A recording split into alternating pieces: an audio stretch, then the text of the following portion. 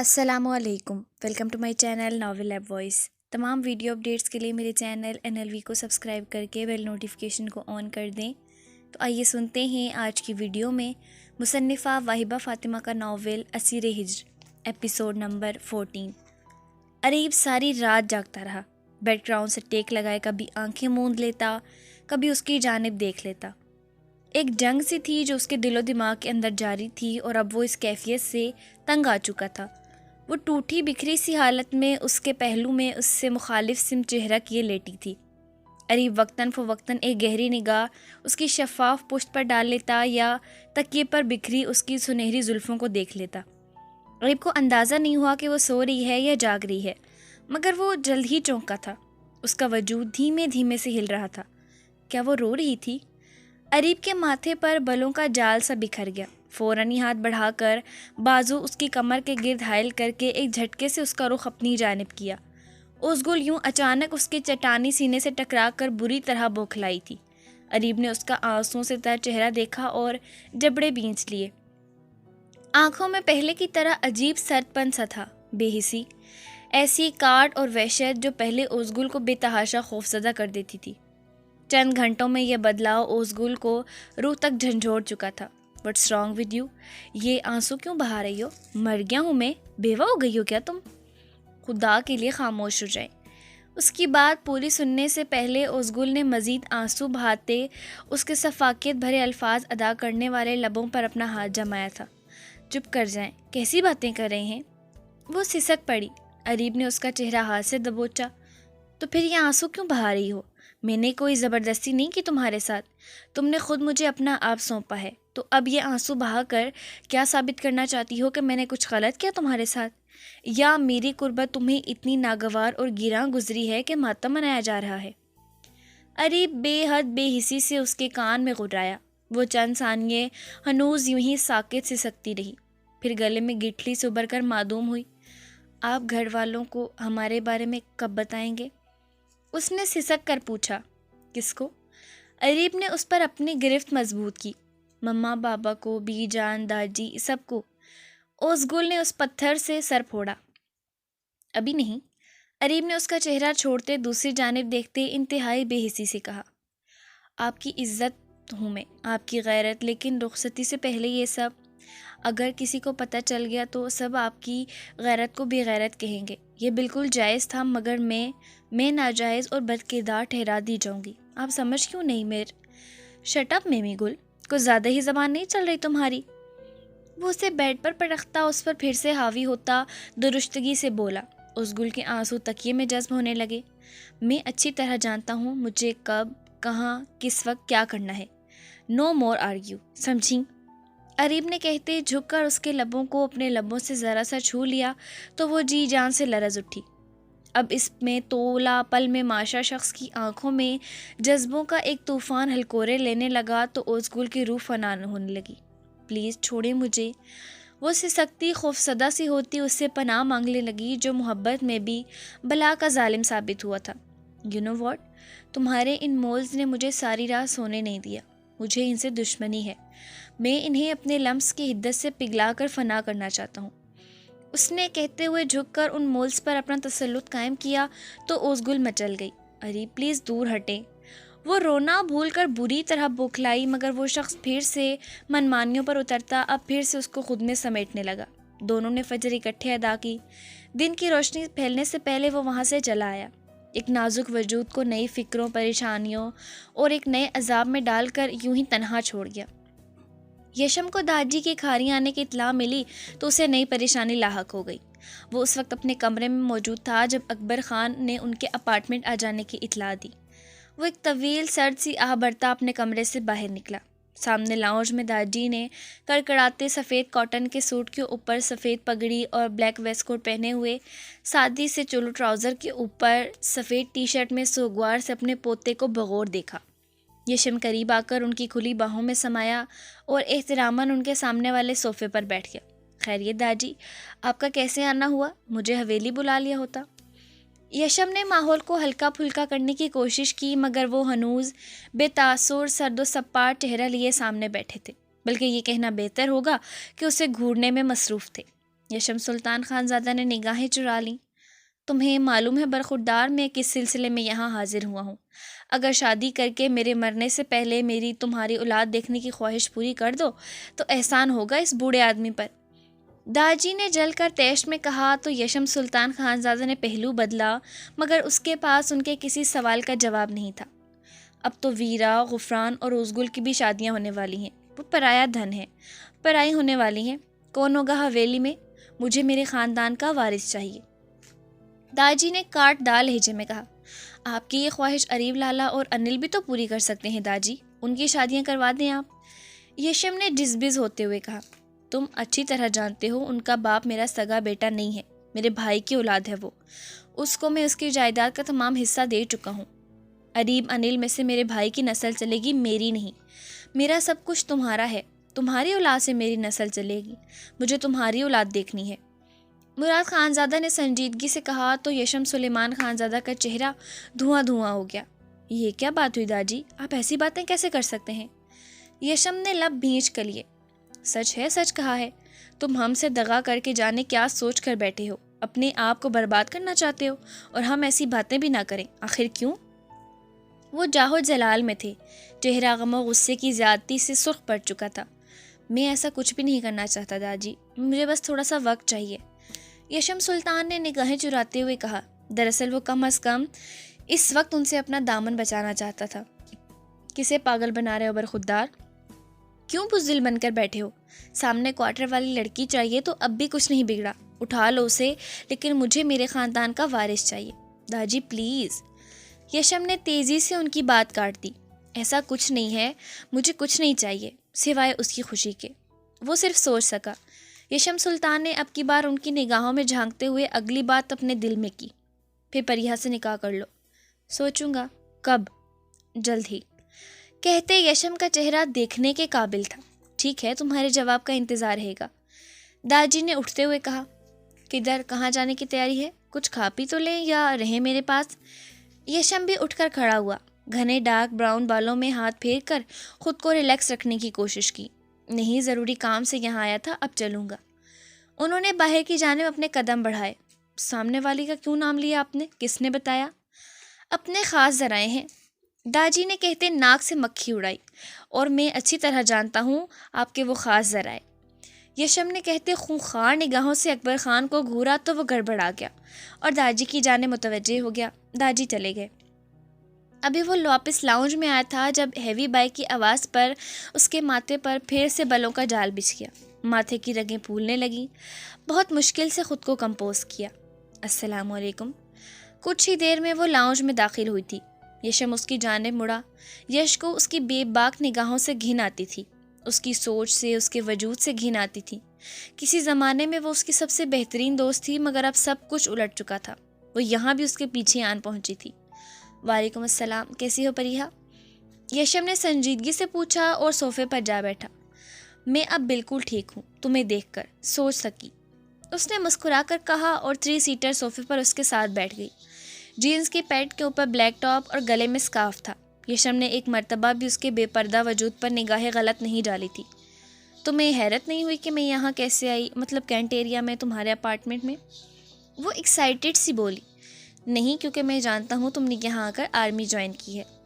یشم نے کہتی اپنے جوتے کی نوک سے زمین پر کچھ نادیدہ چیز ڈھونڈنے کی کوشش کی، جبکہ پریہا نے ایک مرتبہ بھی اس پر سے نگاہیں ہٹانے کی توفیق نہیں کی تھی۔ بڑی خبریں رکھتے ہو میرے بارے میں؟ پریہا کی مسکراہٹ گہری ہوئی۔ کیا کروں، رکھنی پڑتی ہیں خبریں، دوستوں کی بھی دشمنوں کی بھی۔ یشم نے سادگی سے جواب دیا، ارے تمہارے اپارٹمنٹ میں کسی مہمان کی مہمانداری کرنے کا رواج بھی ہے کہ مجھے سوکھے پر ہی جانا پڑے گا؟ پریہا نے مسکرا کر کہا، اوہ تمہیں کافی پلاؤں؟ وہ اپنی جگہ سے اٹھا۔ پریہا نے ایک گہری نگاہ اس پر ڈالی۔ سفید ٹی شرٹ میں سے 6 پیکس ایپ اور کثرتی چٹانی سینہ کافی واضح تھا۔ سلیو لیس شرٹ میں مضبوط ورزشی سفید بازو دکھائی دیتے دل عجیب طرح سے دھڑکا گئے تھے۔ وہ کچن میں جانے لگا مگر پھر ٹھٹک کر رک گیا۔ تم بھی ساتھ آ سکتی ہو، باتیں کریں گے۔ یشم کے کہنے کی دیر تھی کہ اس کے چہرے پر ایک انوکھی چمک در آئی۔ وہ اٹھی اور مسکراتے ہوئے اس کے پیچھے کچن میں آئی۔ ادھر بیٹھو۔ یش کے کہنے پر وہ سامنے ڈائننگ ٹیبل کی چیئر پر بیٹھ گئی۔ اس کے نرم لہجے کی نسبت پریہا کو اس کی آنکھوں کی سرخی اور وحشت نے چونکایا تھا۔ تم ٹھیک تو ہو یش؟ اس نے پوچھا، جبکہ اسے تیزی سے کافی نکال کر پھینکتے دیکھنے لگی۔ اس کے جواب دینے سے پہلے باہر گیٹ سے ایک کتے کی بھونکنے کی آواز سنائی دی تھی۔ پریہا چونکی۔ یش نے بری طرح پہلو بدلا۔ اس کی جانب سے رخ موڑ کر لاؤنج کے دروازے پر ایک ہلکی سی دستک سن کر اپنے جبڑے بری طرح بھینچے۔ شٹ! یس کم ان! یشم بمشکل ہی بلند آواز میں بول پایا۔ ازہاد کے جیلم میں تعیناتی کے بعد اب وہ 2 یا 3 دن بعد ہی گھر واپس لوٹ پاتا تھا۔ اس دوران وہ بہت بور ہوتی اور اداس رہنے لگی تھی۔ شکر ہے تھوڑی سی یہ بھی انٹرٹینمنٹ تھی کہ وہ اپنے آپ کو مختلف کاموں میں الجھا کر رکھتی تھی۔ اب بھی اس نے پہلی مرتبہ کوکنگ کلاسز سے سیکھ کر وائٹ ساس پاستا بنایا تھا۔ جب چکھا تو بے حد اچھا بنا تھا۔ تبھی اسے بہت خوبصورتی سے ایک باؤل میں ڈش آؤٹ کر کے وہ شال درست کرتی ٹرے لیے باہر نکلی تھی۔ وہ گیٹ تک آئی تو برفی اس کے پیروں میں لوٹنے لگا۔ وہ باہر جانے لگی تو برفی نے اس کی پنڈلی اپنے جبڑے میں ہلکے سے دبوچ کر اسے روکنا چاہا۔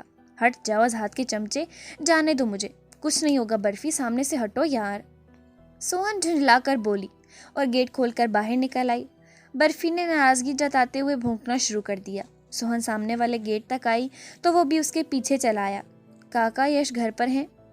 سوہن نے پوچھا تو اکبر خان نے ناگواری سے اسے دیکھا، جو شکل و صورت سے بے تحاشا معصوم دکھائی دیتی تھی۔ اب بھی اورنج فراک ٹراؤزر میں بڑی ڈی شال اوڑے وہ درمیانے سائز کی ٹرے ہاتھوں میں لیے اپنی شفاف پاکیزہ سیاہ نگاہوں سے گیٹ کے اندر یش کی گاڑی دیکھ رہی تھی۔ اندر ہی ہے سیب، اکبر خان نے اپنی تیوری پر بل ڈالتے ہوئے کہا تو سوہن نے پیچھے مڑ کر برفی کو دیکھا۔ ادھر ہی بیٹھو، میں ابھی آتی ہوں، سوہن نے کہا تو برفی منہ لٹکا کر ادھر ہی گھاس پر بیٹھ گیا اور سوہن گیٹ پار کرتی اندر چلی گئی۔ لاؤنج کے دروازے پر ہلکی سی دستک دی۔ یش کی آواز پر وہ یہ دروازہ بھی پار کرتی اندر چلی گئی۔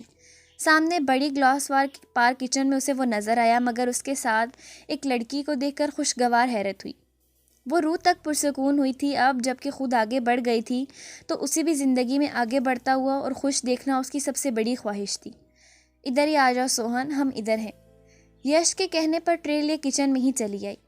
السلام علیکم۔ سوہن نے اس سفید سی لڑکی کو دیکھ کر سلام کیا جو اسے ہی غور سے سر تا پیر دیکھ رہی تھی۔ اس کی آنکھوں میں عجیب سی چنک تھی جو سوہن کی سمجھ سے بالا تر تھی۔ وعلیکم السلام، پریہا نے جواب دیا۔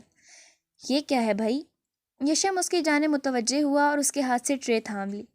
ٹرے تھامتے ہوئے یش کا بایاں ہاتھ اس کے دائیں ہاتھ سے بالکل اچانک اور اتفاق سے مس ہوا۔ میں نے پہلی مرتبہ کلاسز سے سیکھ کر وائٹ ساس پاستا بنایا تو سوچا آپ کو دے آؤں، مگر یہاں تو بہت اچھا سرپرائز مل گیا مجھے۔ سوہن نے معنی خیزی سے یش کو دیکھتے آنکھ کے اشارے سے اپنی سوچ کی تصدیق چاہی۔ تبھی یشم پریہا کے قریب آیا اور اس کے کندھے پر ہاتھ رکھا۔ سوہن میٹ ہر، پریہا خانزادہ۔ یشم نے بات گول گول گھما کر پریہا کا اصل نام بتایا، مگر سامنے کھڑی لڑکی اس قدر سادہ اور معصوم تھی کہ صرف یشم کے پریہا کا سر نیم خانزادہ کہہ دینے پر ہی اسے یشم سلطان خانزادہ کی بیوی سمجھی، کیونکہ یش نے سوہن کو ایسا ہی تاثر دیا تھا۔ اور پریہا، یہ سوہن ہے، میری بہت اچھے دوست کی وائف، اور سوہن خود بھی میری بہت اچھی دوست ہے، یشم نے مبہم سا مسکرا کر کہا۔ پریہا نے بغور وہ ریئر مسکراہٹ دیکھی جو پل بھر کو اس کے چہرے پر جھپ دکھلا کر غائب ہو گئی تھی۔ آپ سے مل کر بہت خوشی ہوئی۔ سوہن نے شفاف مسکراہٹ کے ساتھ اس کے سامنے ہاتھ بڑھایا، جو کہ پریہا نے مسکراتے ہوئے تھام لیا۔ Same to you darling. اپنے کندھے پر یش کے ہاتھ کا ہلکا سا لمس محسوس کر کے وہ جانے کن ہواؤں میں تھی، تبھی دنیا بھلا بیٹھی تھی۔ میں چلتی ہوں، شاید غلط وقت پر آ گئی، آپ لوگ انجوائے کریں۔ آؤچ! وہ جو یش کی جانب دیکھتے اسے چھیڑتے ہوئے مسکرا کر کہہ رہی تھی، کہتے کہتے سوہن نے اچانک جو ہاتھ پریہا نے تھام رکھا تھا وہ اس کی گرفت سے کھینچا، جس کی ہتھیلی پر ایک گہری خون کی لکیر سی بن گئی تھی۔ یشم نے پریہا سے فوراً اپنا ہاتھ پیچھے ہٹایا جیسے وہ کوئی اچھوت ہو۔ Oh I'm so sorry darling, مجھے لگتا ہے میری رنگ کی نوک نے تمہارا ہاتھ زخمی کر دیا۔ پریہا نے افسوس سے کہتے اس کا ہاتھ تھامنا چاہا، مگر پاس کھڑے شخص کی برداشت شاید یہاں تک ہی تھی۔ واٹ دا ہیل، یہ کیا کیا تم نے؟ اندھی تھی تم کیا؟ یشم سلطان خانزادہ دہاڑا تھا۔ پریہا خاموش ہو گئی، مگر سوہن اس دہاڑ پر خوفزدہ ہو کر ایک فٹ پیچھے اچھلی تھی۔ حیرت سے اسے دیکھا جس نے کبھی اس سے بلند آواز میں بات نہیں کی تھی، اب کیسے اس لڑکی پر اتنا چلا گیا تھا۔ ادھر دکھاؤ مجھے۔ یشم نے اس کی انگلیاں اپنے ہاتھ میں تھامی۔ میں ٹھیک ہوں یش، کچھ نہیں ہوا ہے۔ سوہن نے پریہا کا سپاٹ چہرہ دیکھ اس آکورڈ پوزیشن پر انتہائی گھبرا کر کہا، اب پتھر بن کر ہمارا منہ کیا دیکھ رہی ہو؟ زخم دے کر اس کا مداوع بھی کیا جاتا ہے، جاؤ جا کر فرسٹ ایڈ باکس لے کر آؤ۔ یشم چاہ کر بھی اپنے لہجے سے پھوٹتے شرارے اور کاٹ چھپا نہیں پا رہا تھا۔ سوہن نے تیزی سے اس کی نرم گرفت سے اپنا ہاتھ چھڑوایا۔ میں چلتی ہوں، میں ٹھیک ہوں، سوہن کہتے تیزی سے باہر نکلی، اپنی مٹھی بند کر کے سیدھا اپنے کوارٹر میں چلی آئی۔ برفی اس کے پیچھے آیا مگر وہ خود کو اپنے کمرے میں بند کر گئی۔ ادھر یشم نے اپنی کنپٹیاں سہلائی تھیں۔ تم نے چھوٹے سے اتفاقاً ہوئے حادثے پر اس کے سامنے میری انسلٹ کی ہے یش، پریہا نے اس کی جانب دیکھتے ہوئے سپاٹ لہجے میں کہا۔ پریہا، تم ابھی اور اسی وقت فی الحال یہاں سے چلی جاؤ۔ یشم نے کافی کے دونوں ماگ زمین پر دھاڑ سے پھینک کر چکنا چور کرتے ہوئے کہا۔ اس دوران اس نے ایک نگاہ غلط بھی اس پر ڈالنا گوارا نہیں کی تھی، جبکہ پریہا اس کی آنکھوں میں طوفان اٹھاتی وحشت و ویرانگی کو دیکھے گئی اور پھر وہاں سے اٹھ کر خاموشی سے باہر نکل گئی۔ وہ اپنے کیبن میں بیٹھا ایک فائل میں منہمک تھا کہ فون رنگ ہوا۔ فون پر زین کالنگ لکھا بلنک ہوا تو اس نے فون یس کر کے کان کو لگایا۔ شیطان کو یاد کیا، شیطان حاضر، سائم نے مسکرا کر کہا۔ کیسے ہو؟ بھابھی کو دیکھنے کی اتنی جلدی مچی کہ اتنی ایمرجنسی میں اپنا ٹرانسفر ہی ادھر کروا لیا۔ زین نے اسے چھیڑا۔ تو اور کیا، اب تصویر دیکھی تھی تو حقیقت میں دیکھ کر کراس چیک تو کرنا ہی تھا نا کہ واقعی وہ اتنی خوبصورت ہے بھی کہ نہیں۔ سائم نے مسکرا کر کہا۔ ذہن کے پردے پر ایک خوبصورت چہرہ جھلملایا۔ تو کیسا پایا بھابھی کو؟ زین نے جل کر پوچھا۔ تصویر سے بھی زیادہ خوبصورت، سائم نے اطمینان سے کہا۔ تو خدا کے لیے اب اپنی یہ بہتر سے بہترین کی تلاش ختم کر دینا۔ جتنے تم حسن پرست اور خود پرست شخص ہو، مجھے نہیں لگتا اپنا گھر بساؤ گے، ہمیشہ بہتر سے بہتر کی تلاش میں ہی بھٹکتے رہو گے۔ زین کے سنجیدگی سے کہنے پر اس نے کہکا لگایا۔ اب یار، اللہ تعالیٰ نے حسین سے حسین تر چہرے بنائے ہیں تو ان کو خراج بخشنا تو ہم انسانوں کا کام ہے نا۔ اس نے غیر سنجیدگی اختیار کی۔ اچھا چھوڑو، یہ بتاؤ بھابھی سے پہلی ملاقات کیسی رہی؟ زین نے اشتیاق سے پوچھا۔ کچھ خاص نہیں، لفٹ کی آفر دی تھی، ٹھکرا دی تمہاری بھابھی نے، سائم نے پراسرار انداز میں کہا تو زین نے سر تھام لیا کہ جانتا تھا اس کا بہترین دوست ہونے کے باوجود اس کی فطرت میں انا پرستی اور خود پسندی کوٹ کوٹ کر بھری تھی۔ اوفو، اب خدا کا واسطہ یہ مت کہنا کہ بھابھی نے تمہاری انا کو ٹھیس پہنچائی ہے اور اس کے لیے تم انہیں جھکنے پر مجبور کرو گے۔ تو ظاہر ہے ایسا ہی ہوگا، وہ امریکہ کے ماحول میں پلی بڑھی، مجھے یہاں کے رسم و روایات کی دہائی دے رہی تھی۔ ربش، اب اسے جھکنا پڑے گا، اور ہمارے بیچ وہ ریلیشن جو شادی کے بعد بنے گا وہ اسے شادی سے پہلے بنانا پڑے گا، تاکہ شادی کے بعد وہ ہمیشہ اس بات کو یاد رکھے کہ امریکہ کے ماحول میں رہ کر اسے کم از کم میرے سامنے ان رسم و روایات کی دہائی دیتے اتنا پارسا نہیں بننا چاہیے تھا۔ شرم کرو سائم، صورت سے اتنے خوبصورت ہو کر، اتنے بڑے ڈاکٹر ہو کر تمہارے یہ خیالات ہیں۔ زین نے ہمیشہ کی طرح اسے شرم دلانا چاہی۔ لو بھلا، میرے پیشے کا میری نیچر سے کیا تعلق؟ اب جب بچپن سے ہی ایسا ہوں تو کیا کیا جا سکتا ہے؟ سائم نے لاپرواہی سے کہا۔ زین نے اسے ہر طرح سے سمجھانے کی کوشش کی مگر وہ ایسا خود پسند شخص تھا جو کسی اور کی کم ہی سنتا تھا۔ سوہن کافی دن اس بات سے ڈسٹرب رہی تھی، اسے اس واقعے سے بہت پریشانی ہوئی۔ اظہار نے بار بار پوچھا کہ اسے کیا پریشانی ہے، تب بھی اس نے طبیعت کا بہانہ بنا کر ٹال دیا۔ اب بھی وہ ایئرپورٹ سے بابا کو لانے گیا تھا، آج وہ لیو پہ تھا اور کچھ کرنے کو نہیں تھا تو اس نے بہت دل لگا کر بریانی بنائی تھی۔ اظہار کو فون کیا تو ابھی وہ ٹریفک میں پھنسے ہوئے تھے۔ اظہار نے بتایا انہیں پہنچنے میں تقریباً 1.5 گھنٹہ تو لگ ہی جائے گا۔ تب اسے خیال آیا کہ وہ بریانی دینے کے بہانے سامنے اپارٹمنٹ میں جائے اور یش سے اس کے اس دن کے رویے کی وضاحت مانگے گی کہ اس نے اپنی وائف کے ساتھ اتنا روڈلی کس خوشی میں بہیو کیا تھا۔ اس نے جلدی سے بریانی ایک باؤل میں ڈالی اور گھر سے باہر نکلی۔ وہ بیبی پنک فراک ٹراؤزر میں بریانی کا باؤل ہاتھ میں تھامے دوپٹہ سر پر سلیقے سے اور اپنے گیٹ سے باہر نکلی تھی۔ تقریباً 10 سے 12 قدم کے فاصلے پر وہ بیبی پنک فراک ٹراؤزر میں بریانی کا باؤل ہاتھ میں تھامے دوپٹہ سر پر سلیقے سے اوڑھے اپنے گھر کے گیٹ سے باہر نکلی تھی۔ تقریباً 10 سے 12 قدم کے فاصلے پر اپنے گیٹ سے ٹھیک سامنے والے گیٹ تک آئی اور اسے اپنے اپارٹمنٹ کی جانب آتا دیکھ حسب معمول اکبر خان کاکا کے ماتھے پر بلوں کا جال سا بچھ گیا۔ کہ جو کچھ ہوتا وہ دیکھ رہا تھا اور اپنی ناقص عقل کے ذریعے جو محدود سوچ رہا تھا، ان کے ہاں ان باتوں پر غیرت کے نام پر قتل عام ہوتے تھے۔ السلام علیکم بابا، یش ہیں گھر پر؟ سوہن نے اپنی بڑی بڑی آنکھوں سے اپارٹمنٹ کے اندر جھانکنے کی کوشش کی۔ نہیں باچی یعنی بچی، سیب نہیں ہے گھر پر، کوئی نہیں ہے، جاؤ اپنا کام کرو، غیروں کے لیے کو اور خود کو پریشان مت کرو، جا کر اپنے مجازی خدا کے لیے، اپنے سرتاج کے لیے پکوان بناؤ، یہاں سے جاؤ۔ اکبر خان کا لہجہ اچھا خاصا درشتی لیے ہوئے تھا۔ وہ جس کی گاڑی اپارٹمنٹ سے پچھلی گلی میں ہی خراب ہو چکی تھی، وہ گاڑی پر 2 حرف بھیجتا پیدل ہی اپارٹمنٹ کی جانب آ رہا تھا۔ گیٹ کے باہر اکبر خان کا اتنا تلخ، کڑوا اور حقارت بھرا لہجہ سن کر یشم سلطان خانزادہ کے قدم گیٹ کے باہر ہی منجمد ہو چکے تھے۔ سوہن جو کہ اکبر خان کاکا کے تلخ لہجے کو ان کے مزاج کا حصہ سمجھتی تھی، خاموشی سے باؤ لیے واپس پلٹ گئی اور دیکھتے ہی دیکھتے یشم سلطان کی نگاہوں سے اوجھل ہو گئی۔ بہت اچانک اس کے تیور بہت بری طرح بگڑے تھے۔ لال انگارہ وحشت بھری نگاہیں اور بھینچے جبڑے لیے وہ اکبر خان کے سامنے آیا تھا۔ اس شخص کے روم اور چہرے سے تو پہلے ہی وحشت اور دہشت سی ٹپکتی تھی، مگر اب جن نگاہوں سے اس نے اپنے وفادار اکبر خان کو دیکھا تو پل بھر کو تو وہ بھی گڑبڑا گیا، مگر بہت جلد اس نے خود کو سنبھال لیا کہ اپنی دانست میں اس نے جو بھی کیا بالکل ٹھیک کیا تھا۔ اکبر خان اندر آؤ، بات کرنی ہے مجھے۔ وہ سیاہ لباس میں موجود سیاہ بخت شخص ایک قہر آلود نگاہ اکبر خان پر ڈال کر اندر جا چکا تھا۔ اکبر خان خاموشی سے اس کے پیچھے گیا تو وہ لاؤنج میں سنجیدگی سے صوفے پر ٹانگ رکھے ہاتھ کی مٹھی کی پشت اپنے ہونٹوں پر رکھے کسی غیر مرئی نقطے کو گھور رہا تھا۔ اکبر خان اس کے سامنے آیا اور ہاتھ باندھ کر کھڑا ہو گیا۔ یشم سلطان نے ایک خون آشام نگاہ اکبر خان پر ڈالی تھی۔ میں نے نوٹ کیا ہے اکبر خان کہ جب سے میں نے تمہیں کہا ہے کہ مجھ سے زیادہ اس کی حفاظت تمہارے لیے مقدم ہونی چاہیے، تمہارا اس کے ساتھ رویہ بدل چکا ہے۔ تمہاری عمر کا لحاظ نہ ہوتا تو یقین کرو میں تمہیں عبرت کا نشان بنا دیتا۔ تمہیں کیا لگتا ہے اکبر خان کہ اس کے اور میرے بیچ کیسے تعلقات ہوں گے؟ یشم سلطان نے اپنی وحشت بھری نگاہوں سے اکبر خان کو دیکھا تو اس نے پہلو بدلا، مگر کچھ بولنے کی حماقت ہرگز نہیں کی تھی۔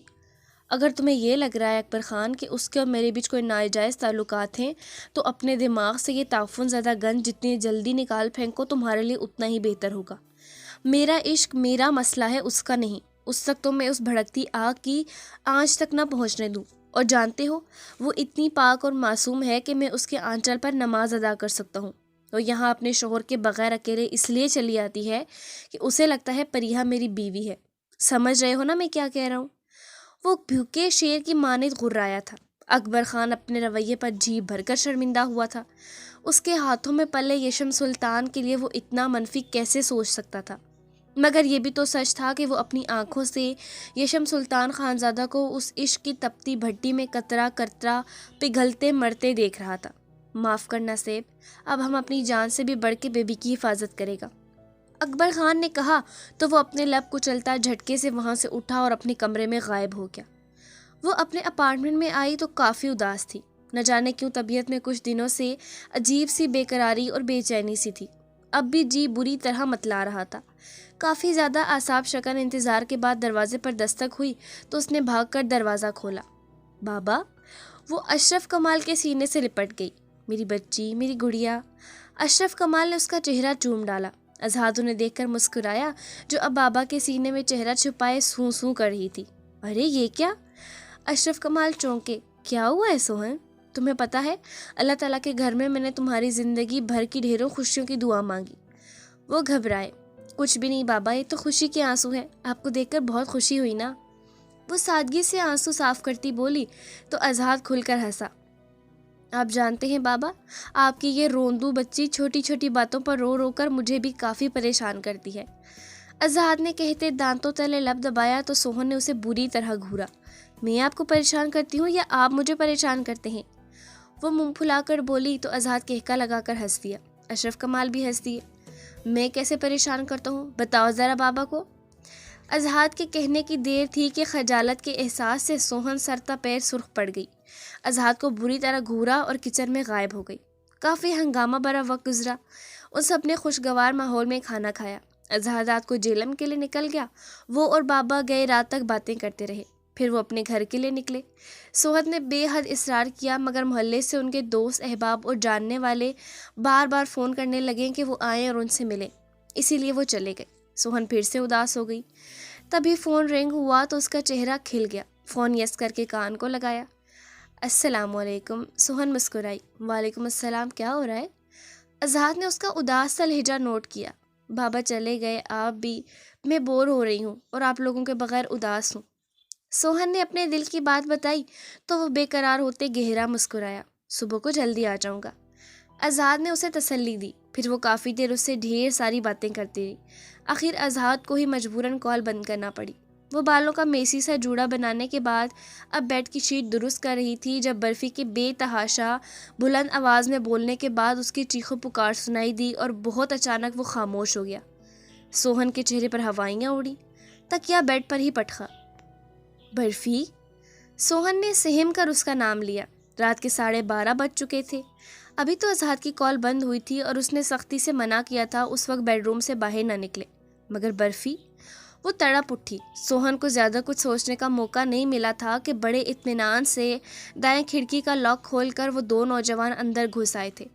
شکل و حلیے سے کافی ڈیسنٹ فیملی کے کم عمر نوجوان لگ رہے، مگر لال انگارہ وحشت ناک آنکھوں سے معلوم ہو رہا تھا جیسے شدید نشے میں دھت تھے، مگر اس وقت سوہن کے بیڈ روم میں موجود تھے، مطلب کچھ بہت برا ہونے والا تھا۔ سوہن چیخ مار کر پیچھے ہٹ گئی۔ کون ہو تم لوگ اور اندر کیسے آئے؟ اپنے ڈر پر قابو پا کر سوہن چلا کر بولی، تمہاری بربادی ہے بیبی، اپنی رات رنگین کرنے آئے ہیں، بہت خوبصورت ہو تمہاری اسی خوبصورتی کو خراج بخشنا ہے۔ ایک نے خباثت سے کہا۔ دونوں کی آنکھوں سے اس وقت خباثت اور حیوانیت ٹپک رہی تھی۔ سوہن نے دروازے کی جانب اندھا دھند دوڑ لگائی مگر ان میں سے ایک نے لپک کر اسے بازو سے دبوچا اور کسی نازک چیز کے سے جیسے بری طرح بیڈ پر پٹخا۔ 3 دن پہلے جب وہ اور عریب ہیڈ آفس سے کینٹ واپس آ رہے تھے تب ان پر کافی جارحانہ حملہ ہوا تھا۔ تب اس کے پہلو کو گولی چھو کر گزری تھی۔ وہ کافی بے چین تھا، زخم میں جلن سی محسوس ہو رہی تھی۔ اس نے محتاط انداز میں اپنی شرٹ ذرا سی اوپر اٹھائی اور زخم سے پچھلی ڈریسنگ ہٹا کر اس پر اسپرٹ کا پوہا رکھا۔ یشم بری طرح چونکا تھا جب برفی کے شدت سے بھونک کر چیخو پکار کے بعد اچانک فضا میں سناٹا چھا گیا۔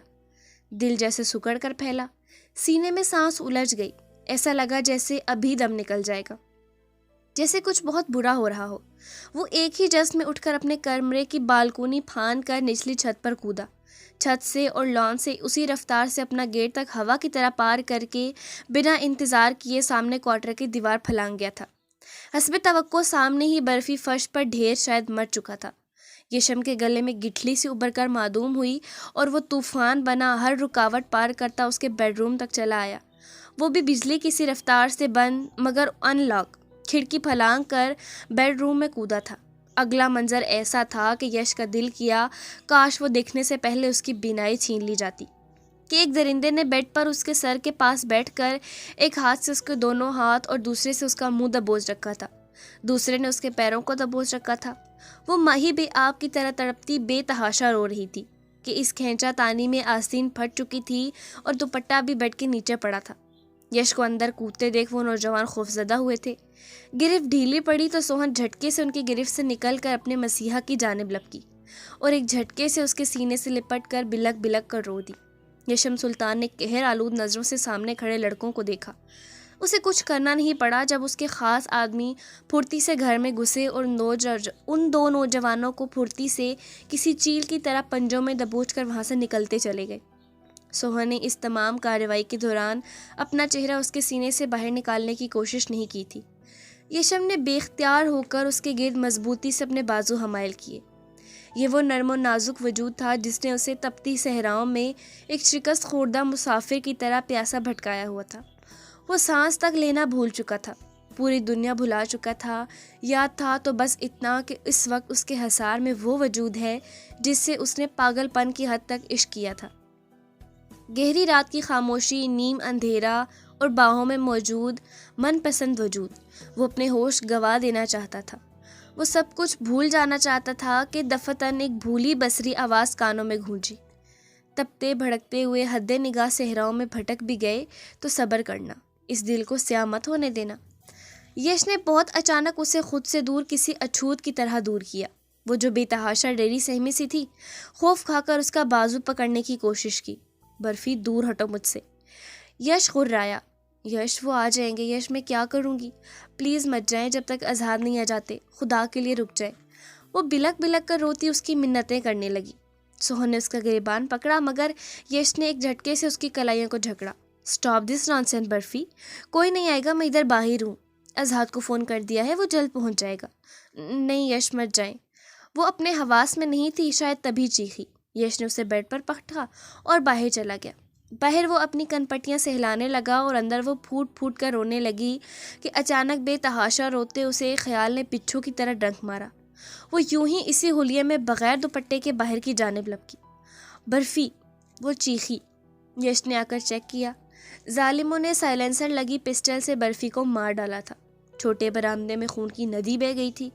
یہ سب اس قدر اذیت ناک اور درد بھرا تھا کہ یشم سلطان کی روح تک کام گئی تھی۔ اس پر متضاد وہ اس کے کمرے سے باہر آنے کی آواز۔ یشم جبڑی بھینجتا پھر سے کمرے کی جانب لپکا اور کمرے کے دروازے پر ہی اسے بازو سے پکڑ کر باہر نکلنے سے روک دیا۔ یش، برفی، اسے کیا ہوا ہے؟ وہ ٹھیک تو ہے نا؟ اس کی آواز کیوں نہیں آ رہی؟ برفی، برفی! وہ بلک بلک کر روتی حلق کے بل چلا کر اسے پکارنے لگی۔ یشم کی لال انگارہ وحشت بھری نگاہوں میں لہو کی طرح نمی اتر آئی۔ برفی! وہ چیخ رہی تھی۔ یشم نے اسے کمرے میں دھکیل کر باہر سے لاک لگا دیا۔ یشم سلطان باہر گیٹ پر کھڑا بری طرح اپنی کن پٹیاں سہلا رہا تھا کہ 1.5 گھنٹے کے اعصاب شکن انتظار کے بعد گیٹ کے سامنے ایک کیب آ کر رکی، جس میں سے برآمد ہوتے اظہار کو دیکھ کر اس نے سکا سانس لیا۔ وہ ٹھیک تو ہے نا سر؟ اظہار بے تحاشا بے قرار تھا۔ یشم نے نفی میں سر ہلایا۔ برفی! اظہار کو اپنی آواز کسی کھائی سے آتی سنائی دی۔ نہیں رہا، میں نے جگہ کلیئر کروا دی ہے۔ یشم جو خود پر قابو پا چکا تھا جبڑے بینچ کر اسے بتایا تو آزاد اندر کی جانب لپکا۔ کوریڈور سے داخل ہوتا وہ دروازے کا بیرونی لاک کھولتا اندر داخل ہوا تو ایک مرتبہ تو جان لبوں پر آ گئی۔ وہ ہوش و خرد سے بیگانہ اس وقت کمرے کے ٹھنڈے فرش پر آڑی ترچھی پڑی تھی۔ سوہن، میٹھی! آزاد بے قرار ہو کر اس تک پہنچا، اس کا سر اٹھا کر اپنی گود میں رکھا۔ سوہن میری جان، آنکھیں کھولو پلیز، دیکھو میں آ گیا۔ آزاد نے اس کا چہرہ تھپکا مگر اس نے آنکھیں نہیں کھولی۔ آزاد نے اس کا سر زمین پر نرمی سے رکھا، الماری کھول کر اس کی شال نکالی، اسے شال میں لپیٹا۔ سر!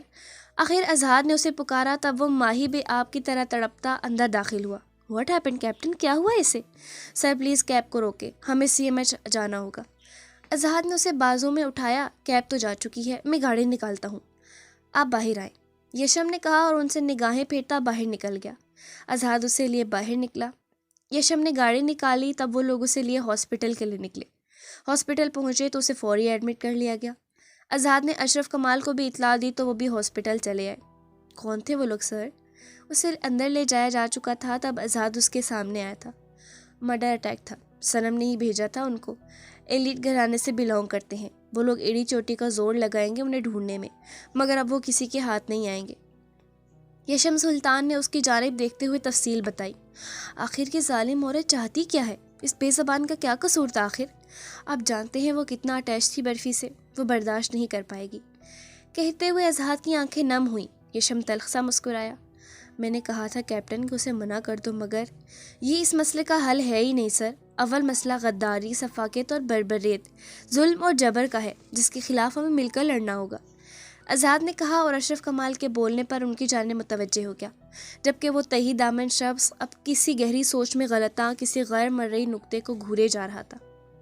وہ لوگ برا کر ٹریٹمنٹ کروا کے واپس حویلی آ گئے تھے۔ داجی اور سلطان خان زادہ کو سارے واقعے کا علم ہو گیا تھا۔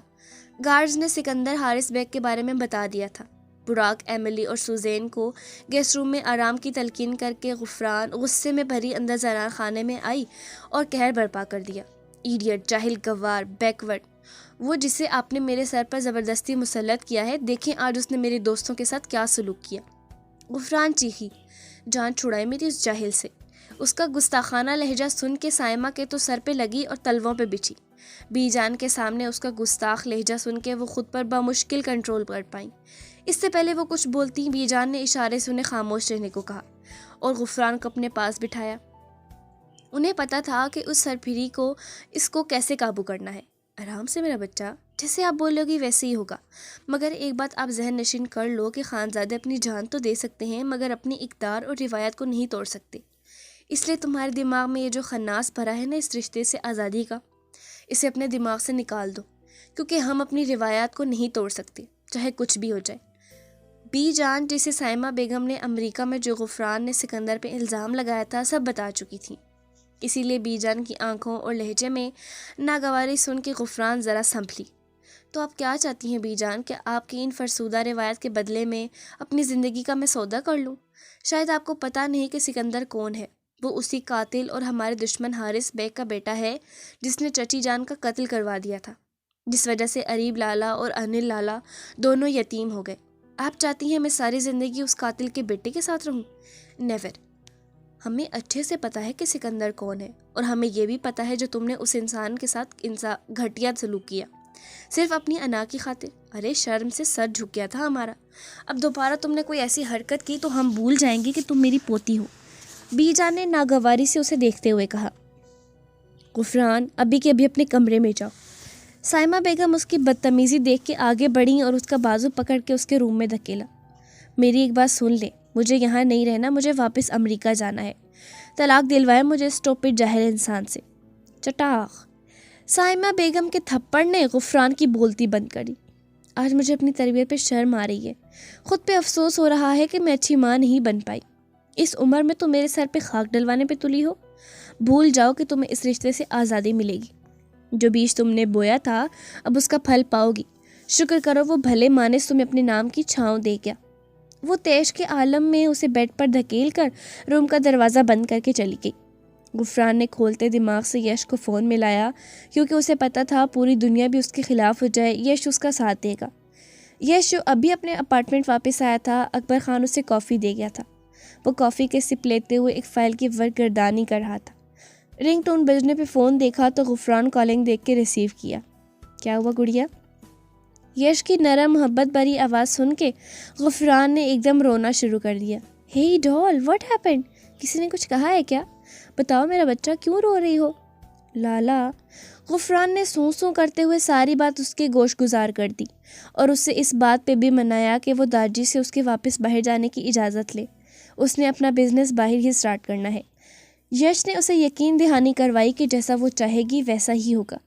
غفران نے فون بند کر کے سکون بھرا سانس لیا، کیونکہ وہ جانتی تھی اب اس کا یش لالا سب سنبھال لے گا۔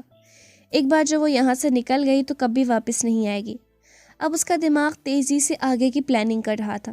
سکندر سے چھٹکارے کے لیے وہ کسی بھی حد تک جانے کو تیار تھی۔ اس نے پشاور اپنی دوست فضا کو فون ملایا، جس سے دوستی ان 6-7 ماہ میں پشاور رہنے کے دوران ہوئی تھی۔ وہ وکالت کی ڈگری کمپلیٹ کر کے باقاعدہ اپنا چیمبر چلا رہی تھی۔ غفران نے اسی ساری بات کہہ کے ڈائیورس پیپرز ریڈی کروانے کو کہا۔ 2 دن کے اندر اندر یہ کام ہو جانا چاہیے، غفران نے ایک بار پھر فضا کو یقین کرواتے ہوئے کہا۔ اگلے دن غفران ناشتے کی ٹیبل پہ آئی اور بی جان سے لپٹ گئی۔ کیا ہوا میری جان؟ بی جان نے اس سے نرمی سے پوچھا۔ I'm sorry بی جان، کل میں نے آپ سے بہت بدتمیزی کی۔ کل مجھے غصہ آ گیا تھا، اس لیے پلیز مجھے معاف کر دیں۔ میں آئندہ ایسا کچھ نہیں کروں گی جس سے آپ سب کو تکلیف پہنچے، پلیز ماما۔ اب وہ سائمہ بیگم کے پاس آئی۔ ماں تھی وہ، کیسے نہ دل پسیج تھا۔ سب نے کھلے دل سے اسے معاف کر دیا تھا۔ سب نے خوشگوار ماحول میں ناشتہ کیا اور لاؤنج میں بیٹھے، مگر ان سب میں اوزگل کافی گمسم اور اداس سے تھی۔ وہ غائب دماغی سے اپنی پلیٹ پر جھکی جانے کون سے خیالوں میں گم تھی۔ آج دعا فاطمہ کا فون آیا تھا، وہ ویرا اور سیم کی نکاح کی رسم کرنے آنا چاہتے تھے۔ بی جان نے ابھی دعا زہرا کو سب سے مشاورت کے بعد جواب دینے کا کہہ کر ٹال دیا تھا۔ وہ داجی، مجھے ایک بات کہنی تھی۔ غفران نے خاموشی کے دوران سب کو اپنی جانب متوجہ کیا۔ سب نے اس کی طرف سوالیہ نظروں سے دیکھا۔ وہ داجی، میرے دوست پرسوں تک واپس چلے جائیں گے تو میں سوچ رہی تھی آج انہیں اپنے فارم ہاؤس کی سیر کروا دوں۔ ٹھیک ہے بچہ، تم اپنے دوستوں کو فارم ہاؤس دکھاؤ اور یاد سے گارڈ ساتھ لے جانا اور اپنا خیال رکھنا۔ غفران مسکراتے چہرے سے اٹھ کے اندر بھاگ گئی۔ اس کے جاتے ہی داجی نے سب کو سعدیہ بیگم کے آنے کی اطلاع بھی دی کہ وہ اب رخصتی چاہتی ہیں۔ سائمہ بیگم نے شکر منایا کہ اچھا ہے غفران کی غیر موجودگی میں بات ہو جائے گی، ورنہ اس سر پھیری کا کوئی بھروسہ نہیں تھا۔ پھر سے منمانی کرتی، بدتمیزی سے رختی سے انکار کر دیتی۔ سائمہ مطمئن تھی، یہاں یشم اور عریب سمیت سب کو سعدیہ بیگم اور سکندر کے ماضی کے بارے میں علم تھا۔ وہ سب کچھ جانتے تھے، یہ بھی کہ وہ بھلے حارث بیگ کا بیٹا ہے مگر اس کی تربیت سعدیہ اور ان کے نیک شریف والد نے کی ہے، اسی لیے سبھی مطمئن تھے۔ یوں بھی مراد خان زادہ چاہتے تھے کہ ابھی دشمنی ختم ہو جائے، مگر کون جانتا تھا کہ آگے کب کون سی صورتحال پیش آنے والی تھی۔ 4 بجے وہ سب فارم ہاؤس پہنچ گئے تھے۔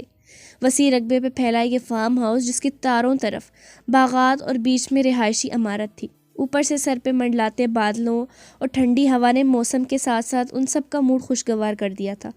غفران کے حسین چہرے سے مسکراہٹ جدا نہیں ہو پا رہی تھی۔ وہ یلو نیٹ کے ٹاپ میں جینز کی ٹائٹس پہنے بیت السلطان سے بڑی سی شال میں یہاں آئی تھی، مگر اب شال گاڑی میں ہی پھینک کر ایک چھوٹے سے اسٹالر کو گلے میں لپیٹ رکھا تھا۔ "Hey Ghufran, why are you so happy?" Emily نے معنی خیزی سے پوچھا۔ "Nothing but something special." Ghufran نے مبہم سا کہہ کر آنکھ ونک کی تو ان سب کے کہکے نکل گئے۔ براق جس کے ماتھے پر بینڈیج تھی، باقی گال میں خراش کا نشان تھا، اسے رہ رہ کر کل والا واقعہ یاد آ کے غصہ آ رہا تھا۔ وہ دل ہی دل میں پیچ و تاب کھا رہا تھا اور ان کے سامنے ببانگ دہل کئی مرتبہ اعلان کر چکا تھا کہ ایک بار وہ مجھے مل جائے جس نے میرا یہ حال کیا ہے، آئی سویر اسے جان سے مار دوں گا۔ اب وہ سب لاؤنج میں بیٹھے تھے اور براق کل سے اپنا چہرہ فون سکرین پہ دیکھ دیکھ کر تل ملا رہا تھا۔ "ہنی، کیا تم نے اپنے لالا سے بات کی واپس جانے کی؟" "یس آف کورس، میں نے کہا تھا نا کہ یش لالا میری کوئی بات نہیں ٹالتے." غفران کے انداز میں مغروری جھلک رہی تھی، یہ جانے بنا کہ غرور صرف رب کی ذات پہ جچتا ہے، انسان ہمیشہ ٹھوکر کھا کے ہی سنبھلتا ہے۔ "ہنی ڈیئر، جب سے آئے ہیں تب سے کوئی جام وغیرہ نہیں پیا، بہت بورنگ ہے یہاں کی لائف، حتیٰ کہ سیر و تفریح بھی کہ اب وائن کے بنا زندگی ادھوری ہے، بہت طلب ہو رہی ہے، بہت دل کر رہا ہے، اور آج تو سیلیبریٹ کرنا بھی بنتا ہے نا، آخر تمہیں ہمارے ساتھ جانے کی پرمیشن مل جائے گی۔ براق کی نگاہوں میں ایک اندیکھی چمک سی تھی۔ "سب انتظام ہے یہاں، ہم خانزادے ہیں اور خانزادے اپنے مہمانوں کی آؤ بگت میں کوئی کسر نہیں چھوڑتے." غفران نے اترا کر کہا اور ملازم کو آواز دی جسے اس نے پیسے دے کے اپنا وفادار بنا لیا تھا۔ ملازم نے لوازمات کی ٹرے درمیان میں رکھے میز پہ رکھی اور چلا گیا۔ براق، ایملی اور سوزین نے وائن دیکھ کر ہلڑ بازی مچا دی۔ اتنی دیر میں ملازم نے لوئر کے آنے کی اطلاع دی۔ غفران کو وکیل کا ویٹ تھا جسے فضا نے پیپرز دے کے بھیجا تھا۔ "اوکے گائز، انجوائے کرو، میں ابھی آتی ہوں اور جوائن کرتی ہوں." "ہے شور بیبی." تینوں کورس میں بولے اور اپنے شغل میں مشغول ہو گئے۔ غفران باہر لان میں چلی گئی۔ ادھر حرام ان کے منہ کو ایسے لگا ہوا تھا جیسے کولڈ ڈرنک پی رہے ہوں۔ براق نے تو اتنی دیر میں 3 پیک بھی چڑھا لیے تھے۔ غفران کے جانے کے بعد ایملی اور سوزین براق کے دائیں بائیں آ بیٹھی۔ "براق، جو بھی کرنا ہے جلدی کرو، اس سے پہلے ان خانزادوں کو ہم پہ شک ہو، ہمیں اس بلبل کو لے اڑنا ہے." ایملی نے نفرت سے کہا۔ براق نے ہوس بھری نظریں اس پہ ٹکائیں اور اس کا منہ جکڑ کر اس پہ جھک گیا۔ چند لمحوں بعد وہ دور ہٹا۔ "بس کل تک کا ویٹ، اس بلبل کو لیے بنا تو واپس نہیں جائیں گے۔ آخر اسے واپس لے جانے کی تو اتنی پلاننگ کی کہ ان بلڈی خانزادوں کو تلوے چاٹنے پہ مجبور ہوں۔ اریب اور یش نے جو ہمارے گینگ کے خلاف آپریشن کیا تھا اور جو نقصان ہمیں اٹھانا پڑا، اس کا خمیازہ انہیں خانزادوں کی عزت کو مسل کے پورا ہوگا۔ اسی لیے تو تم دونوں کو اس غفران کے پیچھے لگایا تھا۔ بڑی مشکل سے اس گھمنڈی سے دوستی کر پائے اور اس کا اعتماد جیتا تھا، اور یہ اعتماد کہ آج ہم اسی کے فارم ہاؤس میں بیٹھے ہیں۔ یہ فولش ایڈیٹ غفران کو اپنی خود پسندی ہی لو ڈب گی۔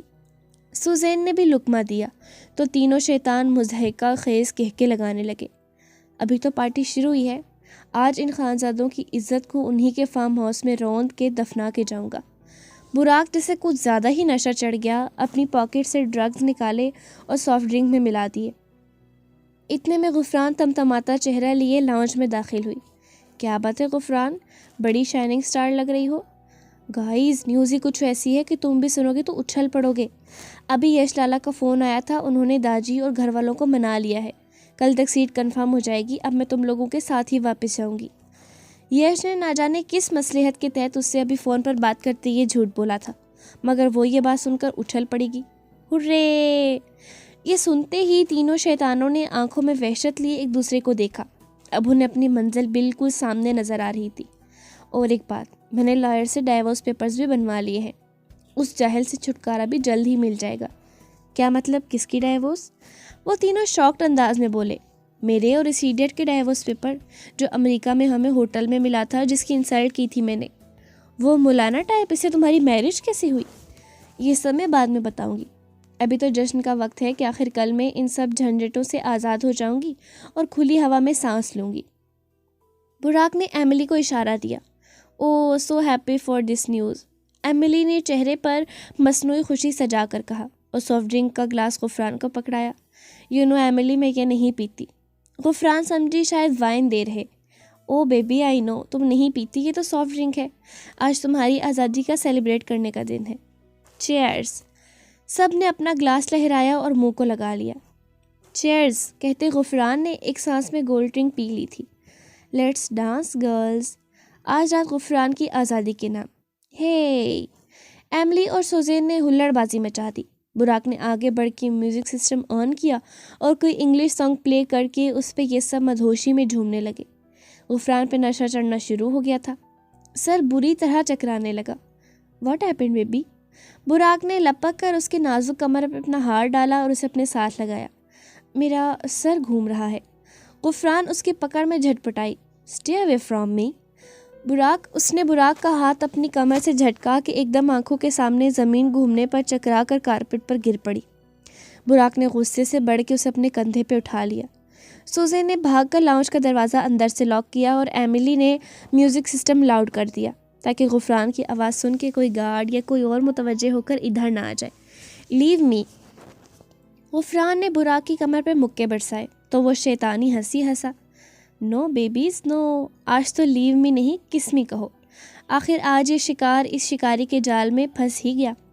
آج تو خانزادوں کی کلی کو مسل کے ہی جاؤں گا، بہت مزہ آئے گا بیبی، یقین کرو مایوس نہیں کروں گا۔ ہاں ہاں ہاں ہاں۔ ان خانزادوں کو خود پر بڑا غرور ہے نا، آج انہی کے علاقے میں، انہی کے فارم ہاؤس پہ، انہی کی لاڈلی کے ساتھ گولڈن نائٹ منا کر ان کا یہ غرور خاک میں ملا دوں گا۔ او پور خانزادے۔ یہ کہتے ہی ایملی، سوزین اور براق شیطانی ہنسی ہنسے۔ غفران جو اپنی ول پاور یوز کرتے نشے میں بھی خود کے ذہن کو پوری طرح ڈوبنے سے بچا رہی تھی، براق کے ارادے جان کر اپنے لمبے ناخنوں سے اس کی گردن اور کانوں کو نوچ ڈالا۔ بچاؤ بچاؤ، کوئی ہے؟ یش لالا، اریب لالا۔ کیسی بے بسی تھی، وقت کا تھپڑ اس کے مغرور منہ پہ پڑا تھا کہ وہ اپنے ہی گھر میں اپنی ہی مدد کے لیے چلا رہی تھی۔ چلاؤ اور چلاؤ، مگر تمہاری آواز سن کے کوئی نہیں آئے گا تمہیں بچانے۔ براق نے اسے اندر روم میں لے جا کر بیڈ پر پٹخا اور ایک زناٹے دار تھپڑ اس کے منہ پہ مارا۔ تھپڑ اتنا زوردار تھا کہ غفران کا ہونٹ پھٹ گیا تھا۔ نو بیبی نو، کمپرومائز کرو گی تکلیف نہیں دوں گا، آئی سویئر، ایٹ لیسٹ میری سو کالڈ فرینڈ ہو۔ براق نے کہتے ہی غفران کا پاؤں پکڑ کے اسے اپنی جانب کھینچا۔ غفران جو آہستہ سے بیڈ پہ کھسک رہی تھی، اس شیطان کے لمس سے پاگل ہو گئی اور بری طرح چلانے لگی۔ اس کھینچا تانی میں براق نے اس کی آستین پھاڑ دی، جسے چاک کرتے وقت اس کے ناخنوں نے بھی بری طرح غفران کے بازو زخمی کر دیے۔ چلاؤ بیبی اور چلاؤ، آج دیکھتا ہوں کون بچاتا ہے تمہیں۔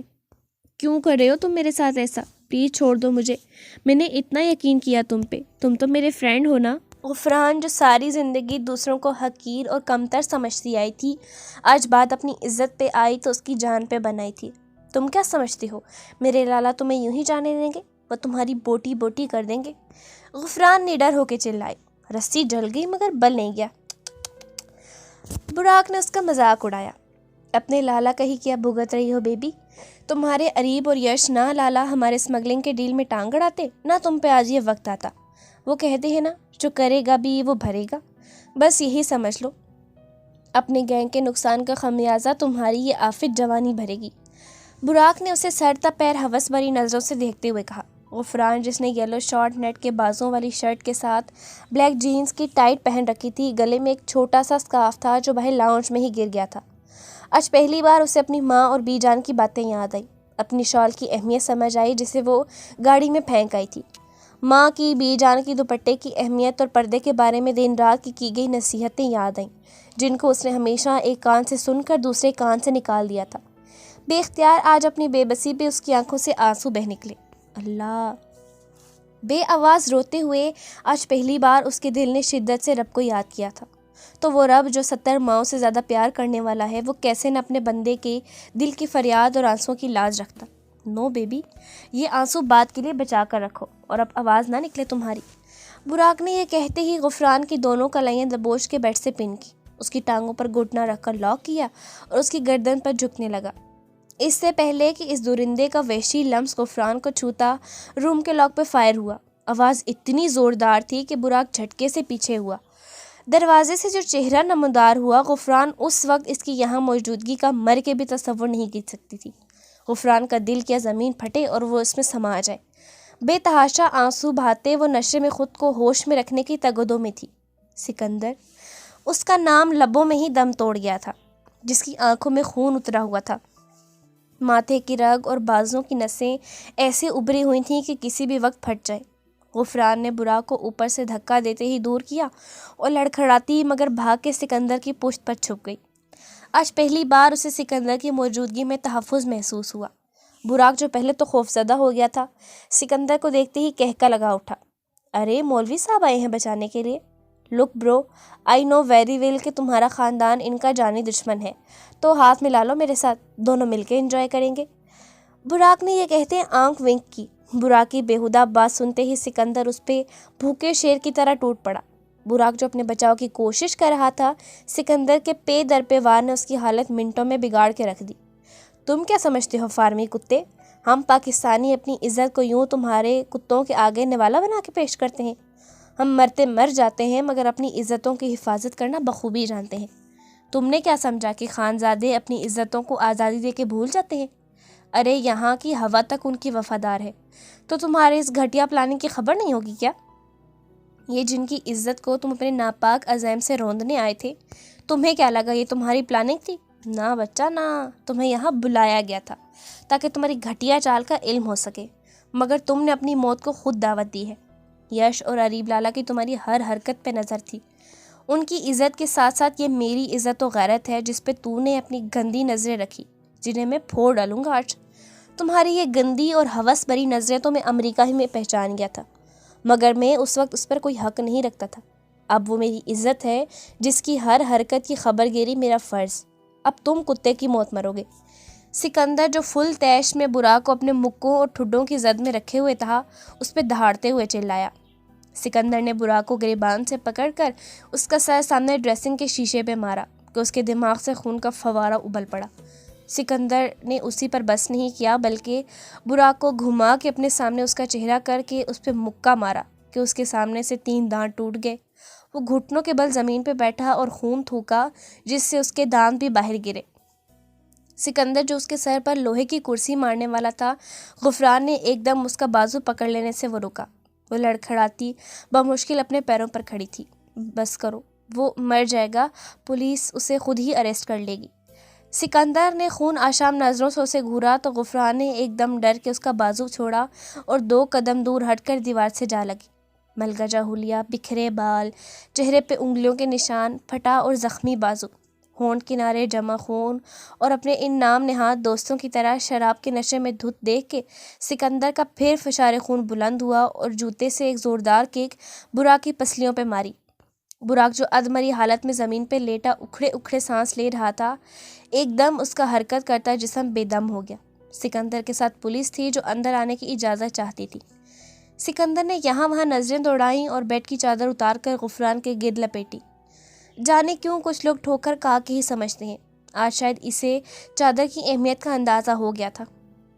وہ ہوش کھو کر سکندر کے بازوؤں میں جھول گئی۔ سکندر نے چادر میں اس کا چہرہ بھی چھپا لیا۔ پولیس آفیسر اندر آئے، وہ اور براق کو لے کر وہاں سے چلے گئے۔ باہر ایملی اور سوزین کو بھی اریسٹ کر کے لے جایا جا چکا تھا۔ سکندر نے بھینچے جبڑوں کے ساتھ اسے اپنے بازو میں اٹھایا اور باہر لا کر اپنی گاڑی کی بیک سیٹ پر ڈالا۔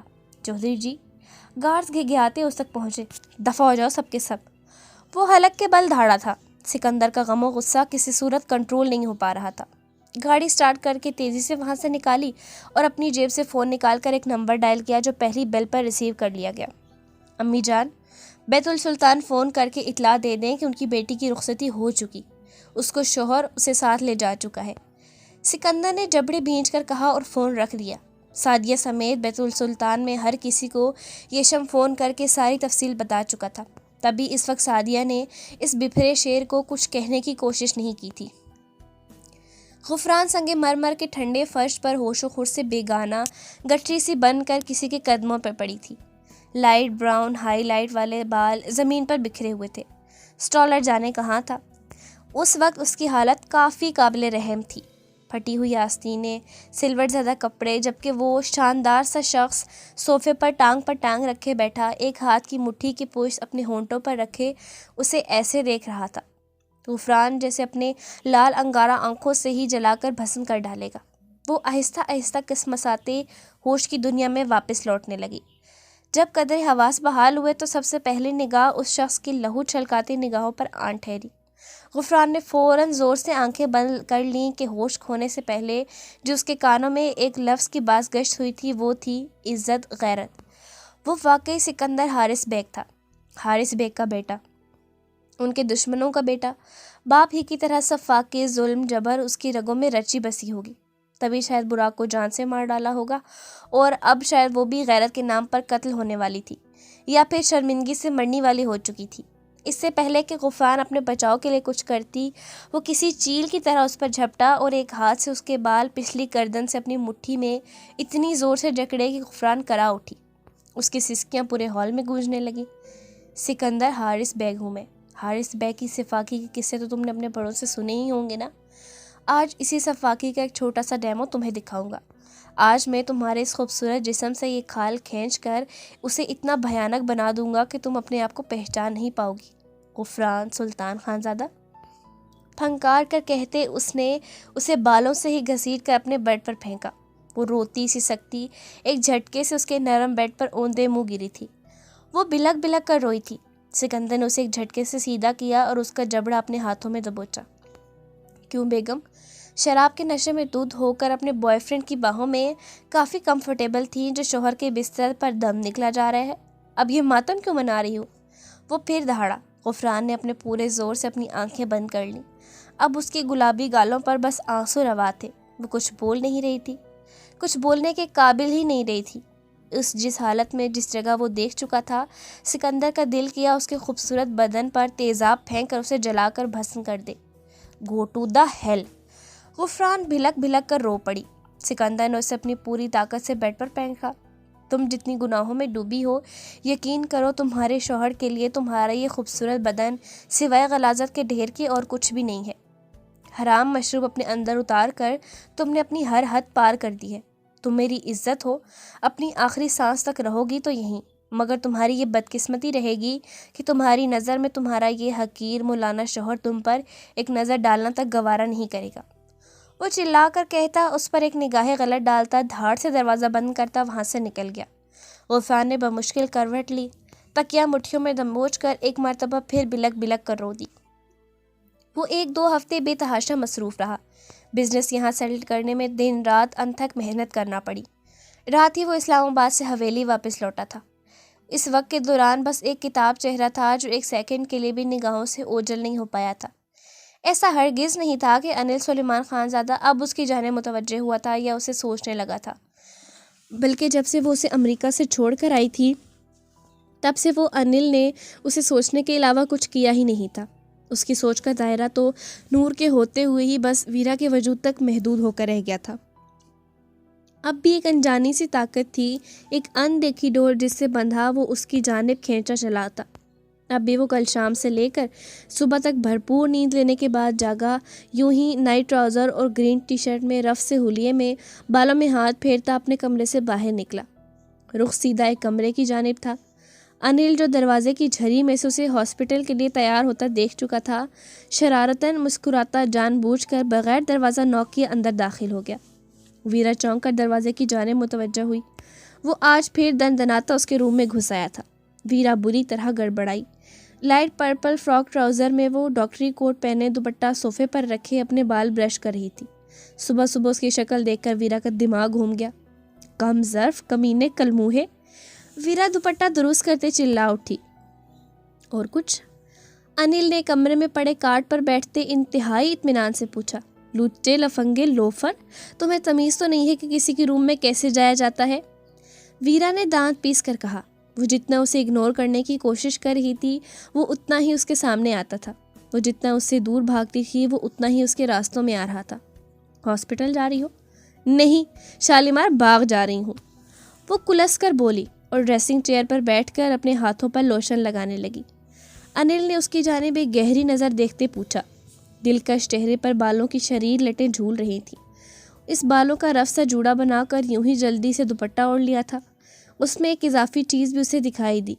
اس نے شاید یہاں آ کر اپنا ناک چھدوایا تھا۔ اب بھی ایک دمکتے نگ کی نوز رنگ اس کی چھوٹی سی ناک میں جگمگا رہی تھی۔ انل کارٹ سے اٹھ کر ٹراؤزر کی پاکٹس میں ہاتھ ڈالتا بہت بے اختیار ہو کر اس کی جانب بڑھا۔ وہ چلتا ہوا ویرا کے قریب آن رکا تھا۔ ویرا نے سر اٹھا کر اسے دیکھا۔ انل نے شہادت کی انگلی اس کی نوز رنگ کے ڈائمنڈ نگ پر رکھی۔ ویرا نے اس کا ہاتھ جھٹکا۔ یہ کیا بدتمیزی ہے؟ ویرا نے اپنا رخ اس کی جانب سے موڑ لیا۔ پتہ نہیں، خود نہیں جانتا، مگر یہ نوز رنگ مجھے بہت اٹریکٹیو لگ رہی ہے۔ انل نے دانتوں تلے لب دبا کر کہا۔ ٹیڈی نتھلی ڈھول قیامت ہے، یہ نتھلی پا میں مر ویسا۔ انل نے اس کے سامنے کھڑے ہو کر دیوار سے ٹیک لگائی۔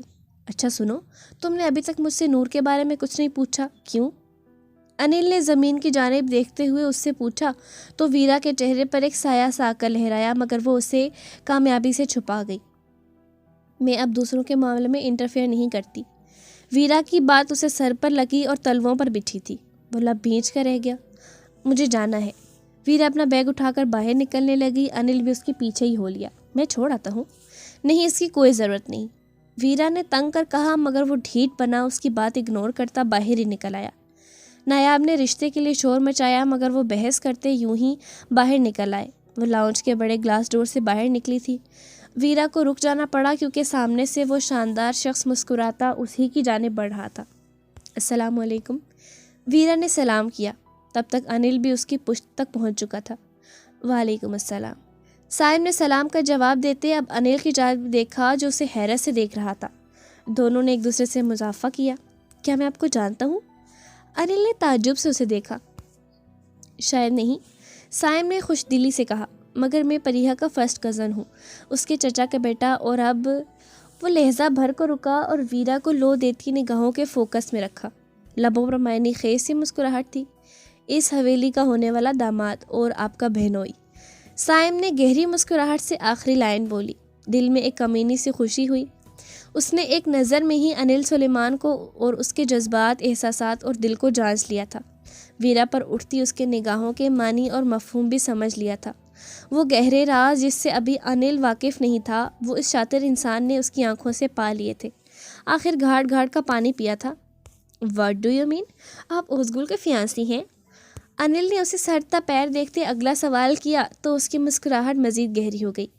جی نہیں، یہ جو آپ کے پہلو میں آپ کی بہن کھڑی ہے وہ میری منگ ہے۔ سائم نے پھر آنکھوں میں چمک لیے اسے کہا، جیسے آنکھوں ہی آنکھوں میں اسے چیلنج کیا ہو۔ اس کے الفاظ سے جو سامنے والے کے چہرے کے رنگ سیکنڈز میں تبدیل ہوئے تھے وہ اسے مزہ دے گئے۔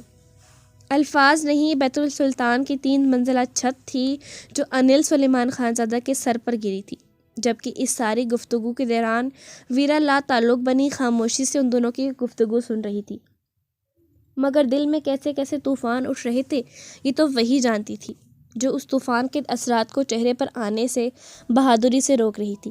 واٹ ربش، کیا بکواس کر رہے ہیں آپ؟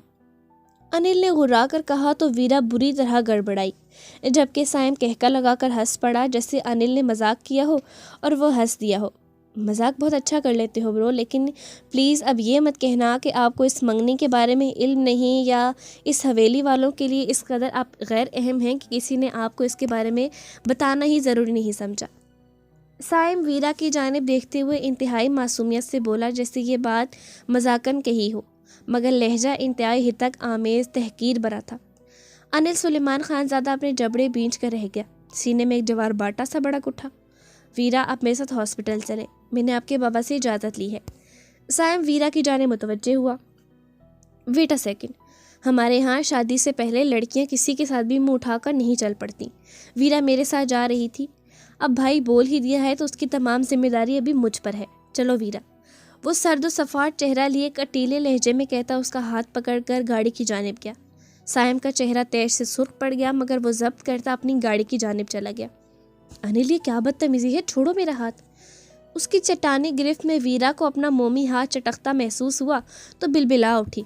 چپ چاپ گاڑی میں بیٹھو ویرا، وارث بیگ، اگر آج اس آدمی کے سامنے تم مجھ سے یہ ہاتھ چھڑوایا تو میں اسے جڑ سے اکھاڑ پھینکوں گا۔ وہ دھیمے لہجے میں مگر اس کی جانب دیکھتے چٹانوں سے لہجے میں دھاڑا تو ویرا نے حیرت سے اس کا لال بھبوکا چہرہ اور وحشت بھری آگ برساتی آنکھیں دیکھی۔ ویرا نے شاید ہی اسے کبھی اتنے غصے میں دیکھا تھا جتنا کہ وہ اس وقت دکھائی دے رہا تھا۔ سائم کی دھول اڑاتی گاڑی وہاں سے تیزی سے نکلتی دیکھ اسے نئی پریشانی لاحق ہوئی کہ کہیں بی جان یا اس سب میں قصوروار اسے نہ سمجھے، اور اگر سائم نے دعا زہرا سے شکایت لگا دی تو جو پوری حویلی میں تماشا ہوگا وہ الگ۔ What's wrong with you? تمہیں ہوا کیا ہے انل؟ انہوں نے سچ کہا، وہ میرے فیانسی ہیں، میں اب شٹ اپ! انل حلق کے بل چلایا تو ویرا اس کے اس بیہیویئر پر خوفزدہ سی ہوتی ایک فٹ اوپر اچھلی۔ انل نے اس کا ہاتھ تھام کر اسے گاڑی میں دھکیلا اور خود ڈرائیونگ سیٹ پر بیٹھ گیا۔ اس نے تیزی سے وہاں سے گاڑی نکالی۔ کوئی تو ہو جو تسلیوں کے حروف دے کر رگوں میں پھرتی اذیتوں کا غرور توڑ دے، کوئی تو ہو جو حدوں سے بڑھتا یہ درد بانٹے، مگر یہ کوئی کبھی ملا ہے؟ مگر یہ کوئی کہیں نہیں ہے، مگر یہ کوئی نہیں ہے۔ یشم ہاسپٹل کے کوریڈور کی دیوار سے ٹیک لگائے آنکھیں موندے کھڑا تھا۔ وہ جتنا چاہتا تھا کہ اس پر آنچ تک نہ آئے، اتنا ہی اسے ہر بار کوئی نہ کوئی نئی تکلیف، نئے درد سے دوچار کیا جا رہا تھا۔ وہ چاہ کر بھی کچھ نہیں کر پا رہا تھا۔ کتنا سادہ تھا نہ وہ، کہ بھلا پہلے کبھی اس کی کوئی چاہت پوری ہوئی تھی جو اب ہوتی۔ اسی لیے اس نے اذیت سے اپنی سرخ آنکھیں موند رکھی تھیں کہ اس کی دل خراش چیخیں ابھی تک کانوں میں گونج رہی تھیں۔ ڈاکٹر نے اذہان کو روم میں بلایا تھا، وہ اندر گیا تھا۔ اب اسے یہاں سے چلے جانا چاہیے تھا، مگر ہر بار کی طرح خود پر سے ہر اختیار کھوتا وہ جان ہی پایا تھا کہ اس کی خیر خیریت معلوم کیے بغیر وہ یہاں سے جانا چاہتا ہی نہیں تھا۔ تبھی اندر روم سے اذہان مسکراتا ہوا باہر آیا۔ یشم نے ایک گہری سانس بھری اور دل میں شکر کا کلمہ ادا کیا کہ یقیناً وہ بالکل ٹھیک ہوگی۔ ابھی وہ اذہان سے کچھ پوچھتا کہ ہاسپٹل میں حواس باختہ سے اشرف کمال چلے آئے۔ اذہان ان کی جانب متوجہ ہوا اور انہیں گھما پھرا کر یہی بتایا کہ وہ لوگ ڈاکو تھے لیکن سوہن پر حملہ کر دیا وغیرہ وغیرہ۔ اذہان اس کی جانب متوجہ ہوا۔ کیا ہوا کیپٹن، سب ٹھیک تو ہے نا؟ یشم نے سیدھے ہوتے اس سے پوچھا۔ یس سر، سب ٹھیک ہے، بلکہ وہ کہتے کہتے رکا، بلکہ یوں محسوس ہوا جیسے جھیم گیا ہو۔ وہ اشرف کمال کی جانب مڑا۔ مبارک ہو بابا، آپ دادا بننے والے ہیں۔ اذہان نے اشرف کمال کو ان کی زندگی کی سب سے اچھی خبر سنائی۔ کیا واقعی؟ وہ اذہان سے لپٹ گئے، تب وہ اس شخص کی جانب مڑا جو دھیمے سے مسکرا رہا تھا۔ یشم نے اذہان کو سینے سے لگایا۔ مجھے بہت مایوس کیا کیپٹن، یشم نے اچانک کہا۔ کیوں سر، کیا ہوا؟ اذہان کو حیرت ہوئی۔ مجھے امید نہیں تھی کہ یہ گڈ نیوز اتنے روکھے پھیکے انداز میں سنا کر ہمیں ایسے ہی ٹرخا دیں گے۔ یشم سلطان کے کہنے پر وہ کہکا لگا کر ہنس دیا۔ جتنی کلفت اس حادثے سے چھائی ہوئی تھی، یہ خبر جیسے گھٹن اور حفظ زدہ آب و ہوا میں ایک خوشگوار جھونکا ثابت ہوئی تھی۔ وہ دونوں باتیں کرنے لگے اور بابا اندر سوہن کے پاس چلے گئے جو اب اپنے ہوش و حواس میں واپس آ چکی تھی۔ سر، وہ ہوش میں آتے ہی برفی کا پوچھ رہی تھی اور ڈاکٹر نے کہا ہے کہ اسے کسی بھی قسم کے سٹریس سے دور رکھا جائے۔ اذہان نے لب بھینچ کر یشم کو بتایا تو وہ بھی پریشان ہو گیا۔ پھر تو آپ اسے برفی کی لت کا بالکل بھی نہیں بتانا۔ پھر کیا کہوں؟ اذہان کو نئی پریشانی لاحق ہوئی۔ کہہ دینا زخمی ہے، ٹریٹمنٹ کے لیے لے کر گئے ہیں، کل تک کچھ کرتا ہوں میں۔ اوکے کیپٹن، ٹیک کیئر، اچھا چلتا ہوں۔ سر، اکٹھے ساتھ چلتے؟ نہیں، مجھے کام ہے، میں گھر اپارٹمنٹ نہیں جاؤں گا، بلکہ کچھ خاص مہمانوں کی توازو کرنی ہے آج ساری رات۔ وہ معنی خیزی سے کہتا وہاں سے نکل گیا۔ جب اذہان پھر سے روم میں آیا تو وہ اشرف کمال کے سینے سے لگی سسک رہی تھی۔ اس نے افسوس سے نفی میں سر ہلایا۔ ویسے بابا، کچھ لوگ مجھ سے ابھی پرومس کر کے ہٹے ہیں کہ وہ نہ خود روئیں گے اور نہ میرے بیبی کو پریشان کریں گے۔ اذہان نے بابا کی جانب دیکھتے ہوئے ہنسی دبا کر کہا تو سوہن کو کہیں چھپنے کی جگہ نہ ملی۔ اس نے جان بوجھ کر بابا کے سینے میں چہرہ چھپا لیا۔ ڈاکٹر نے انہیں ڈسچارج دے دیا۔ وہ اور اشرف کمال اسے لے گھر واپس آئے اور اب وہ اندر جاتے ہوئے برفی کے بنے چھوٹے سے لکڑی کے گھر کے پاس آن رکی تھی۔ اذہان، میرا برفی کدھر ہے؟ وہ اسے وہاں نہ پا کر بری طرح گھبرائی۔ زخمی ہوا تھا، اسے ٹریٹمنٹ کے لیے بھیجا ہے میٹھی۔ اذہان نے رٹے رٹائے جملے بولے۔ چلو اندر چلو، تمہاری طبیعت ٹھیک نہیں۔ وہ اسے اندر لے آیا۔ سوہن اس کے چہرے کی جانب دیکھتے ہوئے کچھ کھوجنے کی کوشش کرنے لگی۔ بابا نے اسے بازو سے تھام کر بیڈ پر بٹھایا۔ آزاد کچن میں گیا اور تھوڑی دیر بعد ہی دودھ کا گلاس لے کر آیا۔ اب بیگم اس بیڈ سے نیچے اترنے کی گستاخی مت کیجیے گا آپ، نہیں تو بابا آپ دیکھ لیجیے گا محترمہ کو۔ آزاد نے اسے دور سے میڈیسن دیتے ہوئے محبت پاش نگاہوں سے دیکھتے ہوئے کہا تو سوہن نے اسے بری طرح گھورا۔ بالکل بیگم، اب آپ کو ہر وقت مجھے ہی دیکھنا ہے تاکہ پرنسس بالکل میری جیسی ہو۔ آزاد نے ایک مرتبہ پھر اسے چھیڑا۔ اشرف کمال ہنستے رہے اور وہ صرف ہوتی رہی، خوش ہوتی رہی۔ آخر میڈیسن لے کر اس نے اس کی شرارتوں سے تنگ آ کر کمفرٹر میں چہرہ چھپا لیا۔ اشرف کمال کافی دیر آزاد کے پاس بیٹھے رہے، مگر پھر آزاد کے لاکھ اصرار کے باوجود وہ اپنے گھر چلے گئے۔ آزاد نے انہیں اصل حقیقت نہیں بتائی تھی، نہ وہ انہیں بتا کر پریشان کرنا چاہتا تھا۔ وہ چاہتا تھا کہ اشرف کمال ہر وقت سوہن کے پاس ہی رہیں، مگر وہ چونکہ اصل بات سے لا علم تھے تبھی لاہور جانے کا پلان بنا رہے تھے۔ وہاں پہ ان کے کچھ دوست انہیں ملنے کے لیے بلا رہے تھے، اسی لیے آزاد نے انہیں منع نہیں کیا۔ تقریباً ایک ہفتہ ہو چکا تھا۔ آزاد نے اسے ہتھیلی کا چھالا بنا رکھا تھا۔ اب بھی دوپہر کا وقت تھا اور وہ بیڈ پر نیم دراز تھی اور آزاد کچن میں جانے کون سی کھٹر پھٹر میں مصروف تھا۔ وہ بری طرح جھنجھلا رہی تھی۔ شدید قسم کی ویکنس کی وجہ سے ڈاکٹر نے بیڈ ریسٹ بتا کر اسے عجیب مصیبت میں ڈال رکھا تھا۔ وقت کاٹے نہیں کٹتا تھا۔ پہلے تو کسی نہ کسی کام میں خود کو الجھائے رکھتی تھی، مگر اب وہ جمود کا شکار ہوئی بری طرح جھنجھلا رہی تھی۔ کچھ پورے ہفتے سے آزاد سے برفی کا پوچھ پوچھ کر تھک چکی تھی، مگر وہ کوئی تسلی بخش جواب نہیں دے پا رہا تھا۔ اب بھی سوہن بیڈ گراؤنڈ سے ٹیک لگائے آنکھیں موندے لیٹی ہوئی تھی۔ آزاد نے سختی سے منع کیا تھا کہ وہ بیڈ سے ایک قدم بھی نیچے نہیں اتارے گی، اسی لیے اب اتر کر اس کے پاس کچن میں بھی نہیں جا سکتی تھی۔ دل اداس تھا، بے حد پریشان کہ تبھی فون رنگ ہوا۔ اس نے دھیمے سے آنکھیں کھول کر فون اٹھا کر دیکھا تو پرائیویٹ نمبر لکھا شو ہو رہا تھا۔ سوہن نے بیزاری سے فون ایک طرف رکھ دیا، مگر فون کرنے والا کافی مستقل مزاج تھا جو رکنے کا نام نہیں لے رہا تھا۔ آخر تنگ آ کر سوہن نے فون یس کر کے کان کو لگایا۔ السلام علیکم، کون؟ اس نے دھیمے سے لہجے میں پوچھا۔ تم جانتی ہو سوہن آزاد رضا، تمہاری sweet step mother Reena Obaid Khan نے تم سے کتنا سچ کہا تھا کہ تم ایک منحوس لڑکی ہو، مگر تم نے اس کی بات ہوا میں اڑا دی۔ Excuse me? سامنے ایک نسوانی شدت پسند آواز پر سوہن نے تڑپ کر سیدھے ہوتے بھرائی ہوئی آواز میں اسے روکنے کی کوشش کی، مگر وہ بالکل ٹھیک کہتی تھی۔ تم پیدا ہوتے ہی اپنی ماں کو کھا گئی، پھر باپ کو، یہاں آ کر اشرف کمال کو بے گھر کیا، رابعہ کو کھا گئی، پھر اپنی محبت کے جھوٹے چھانسے میں پھانس کر یشم سلطان خانزادہ کو برباد کیا۔ اب بیچارہ برفی تمہاری وجہ سے مر گیا۔ وہ لوگ تمہیں مارنے آئے تھے، مگر نشانہ کون بنا؟ بیچارہ بے زبان برفی۔ شٹ اپ، خاموش ہو جاؤ، بالکل چپ، یہ بکواس ہے، ایسا کچھ نہیں ہے، سوہن کہتے ہوئے بلک بلک کر رونے لگی۔ ایسا ہی ہے میری جان، سنو، بہت جلد تمہارا بچہ بھی تمہاری نحوست کا شکار ہونے والا ہے۔ سامنے والی کے الفاظ تھے کہ پگھلا ہوا سیسا۔ سوہن نے بے اختیار ماہی بے آپ کی طرح تڑپتے اپنے پیٹ پر ہاتھ رکھے۔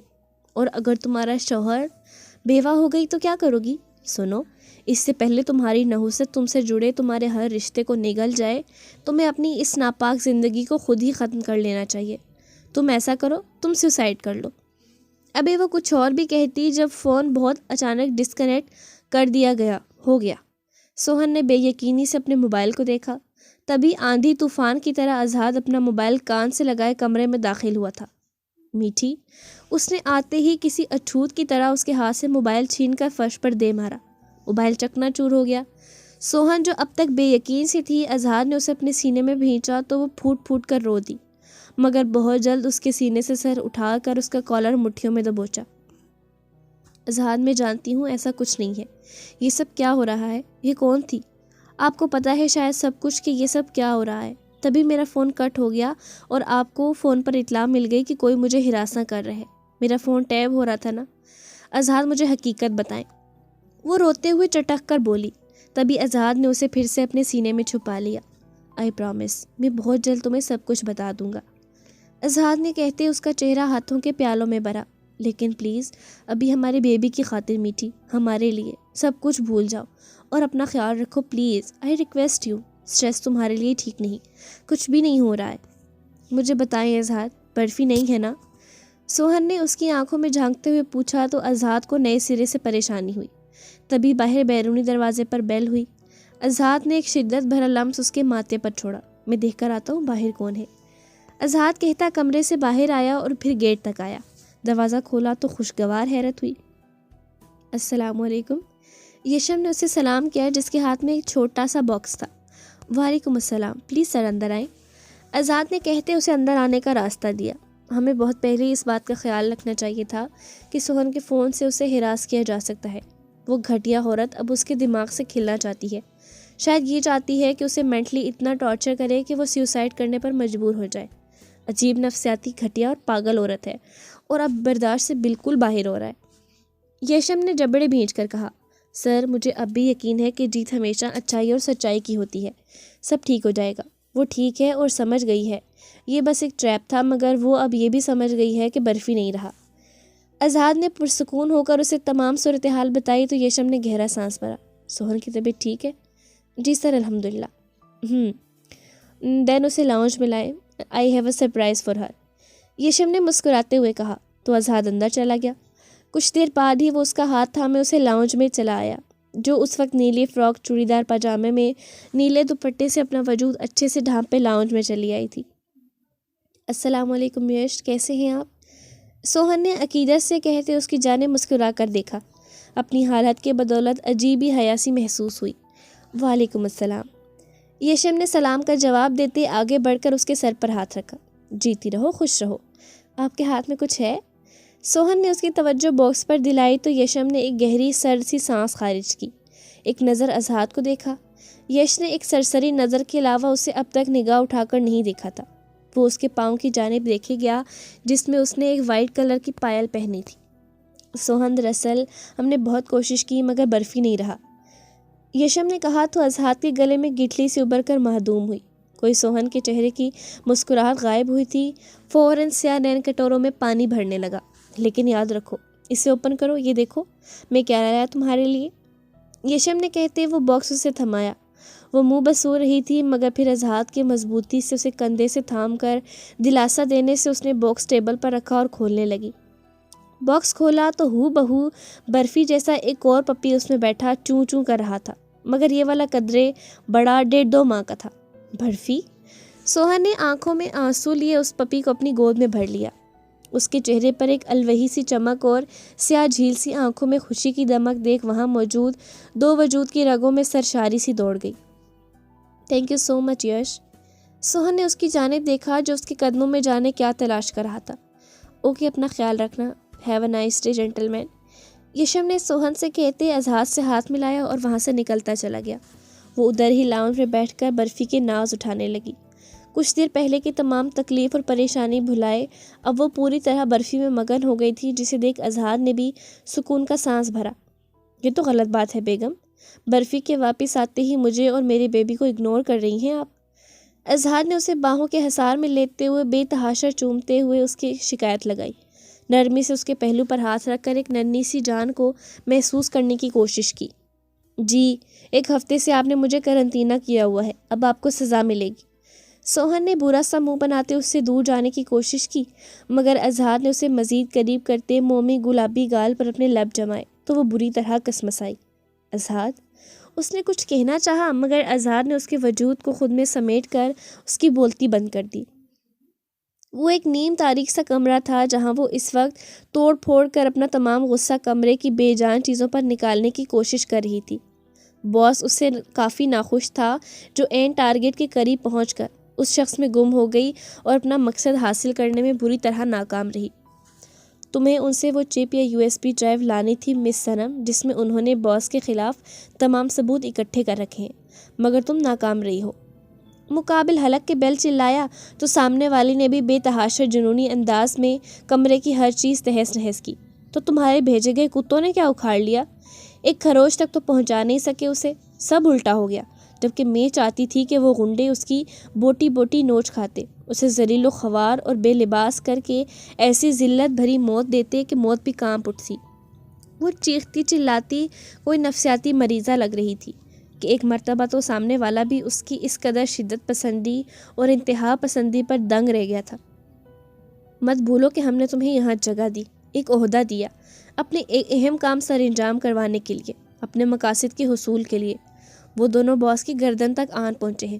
کچھ بھی کر کے روکو انہیں، نہیں تو انجام کی ذمہ دار تم خود ہوگی.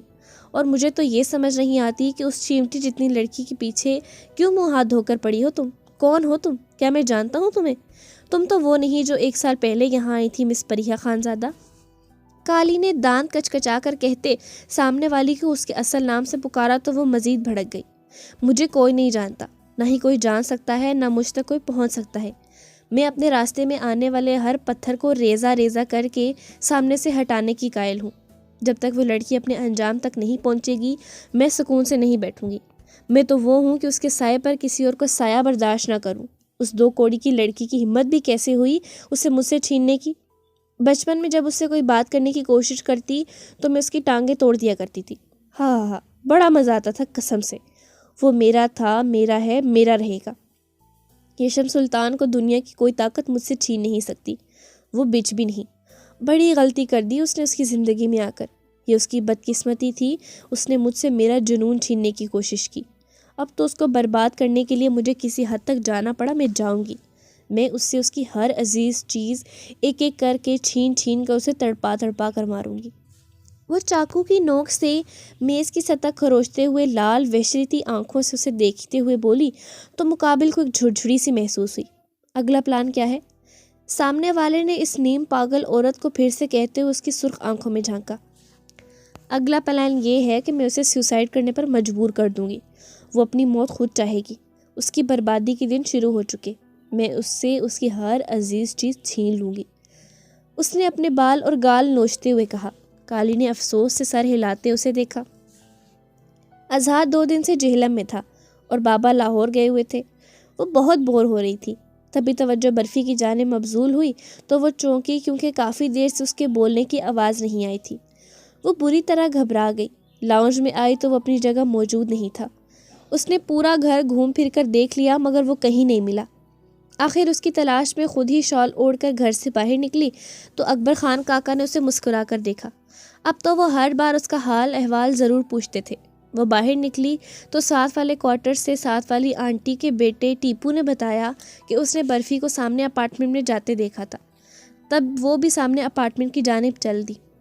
محبت اتنی معصوم ہوتی ہے کہ اس کا اسیر اپنی آدھی زندگی تو کسی ایسے انسان کے پیچھے برباد کر دیتا ہے جو اس کا ہوتا ہی نہیں ہے، اور باقی کی آدھی زندگی اسی پچھتاوے میں گزار دیتا ہے کہ وہ میرا کیوں نہیں ہوا.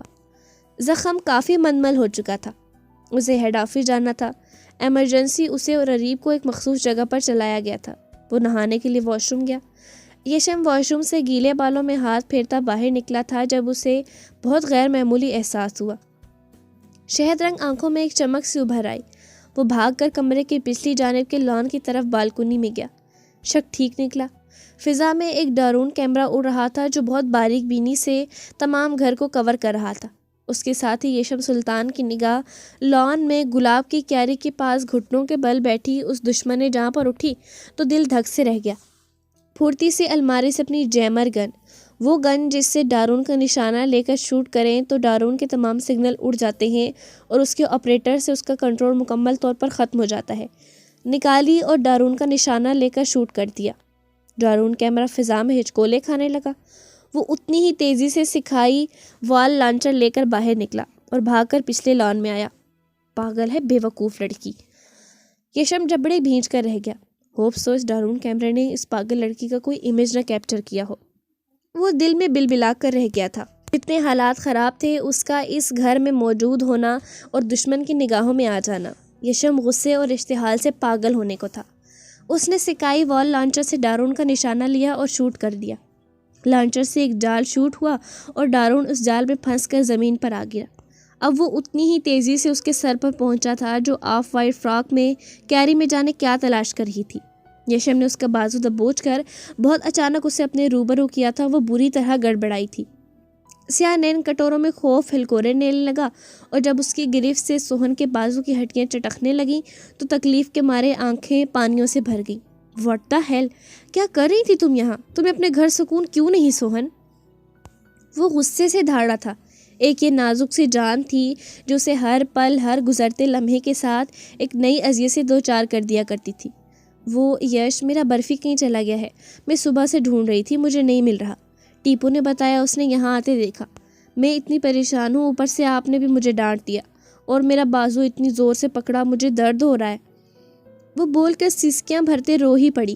وہ جو اس کے لیے موم سا نرم اور تازہ ٹھنڈی ہوا کے جھونکے سا دھیما تھا، کہاں دیکھی تھی اس کی اتنی سختی، اتنی شدت، یہ جان لیوا غصہ۔ تبھی رو پڑی تو یشم بری طرح گڑبڑایا تھا، فوراً اس کا بازو چھوڑ دیا۔ یشم کی نگاہیں بھٹکیں اور اس کے آنسو گالوں پر دل چیرنے والی لکیریں بناتے گردن پر گرے، مگر نہیں، وہ ان نگاہوں کو بھٹکنے کی اجازت کب دے سکتا تھا؟ تبھی حسب معمول نگاہیں چرا گیا۔ کب گم ہوا برفی اور آزاد کدھر ہے؟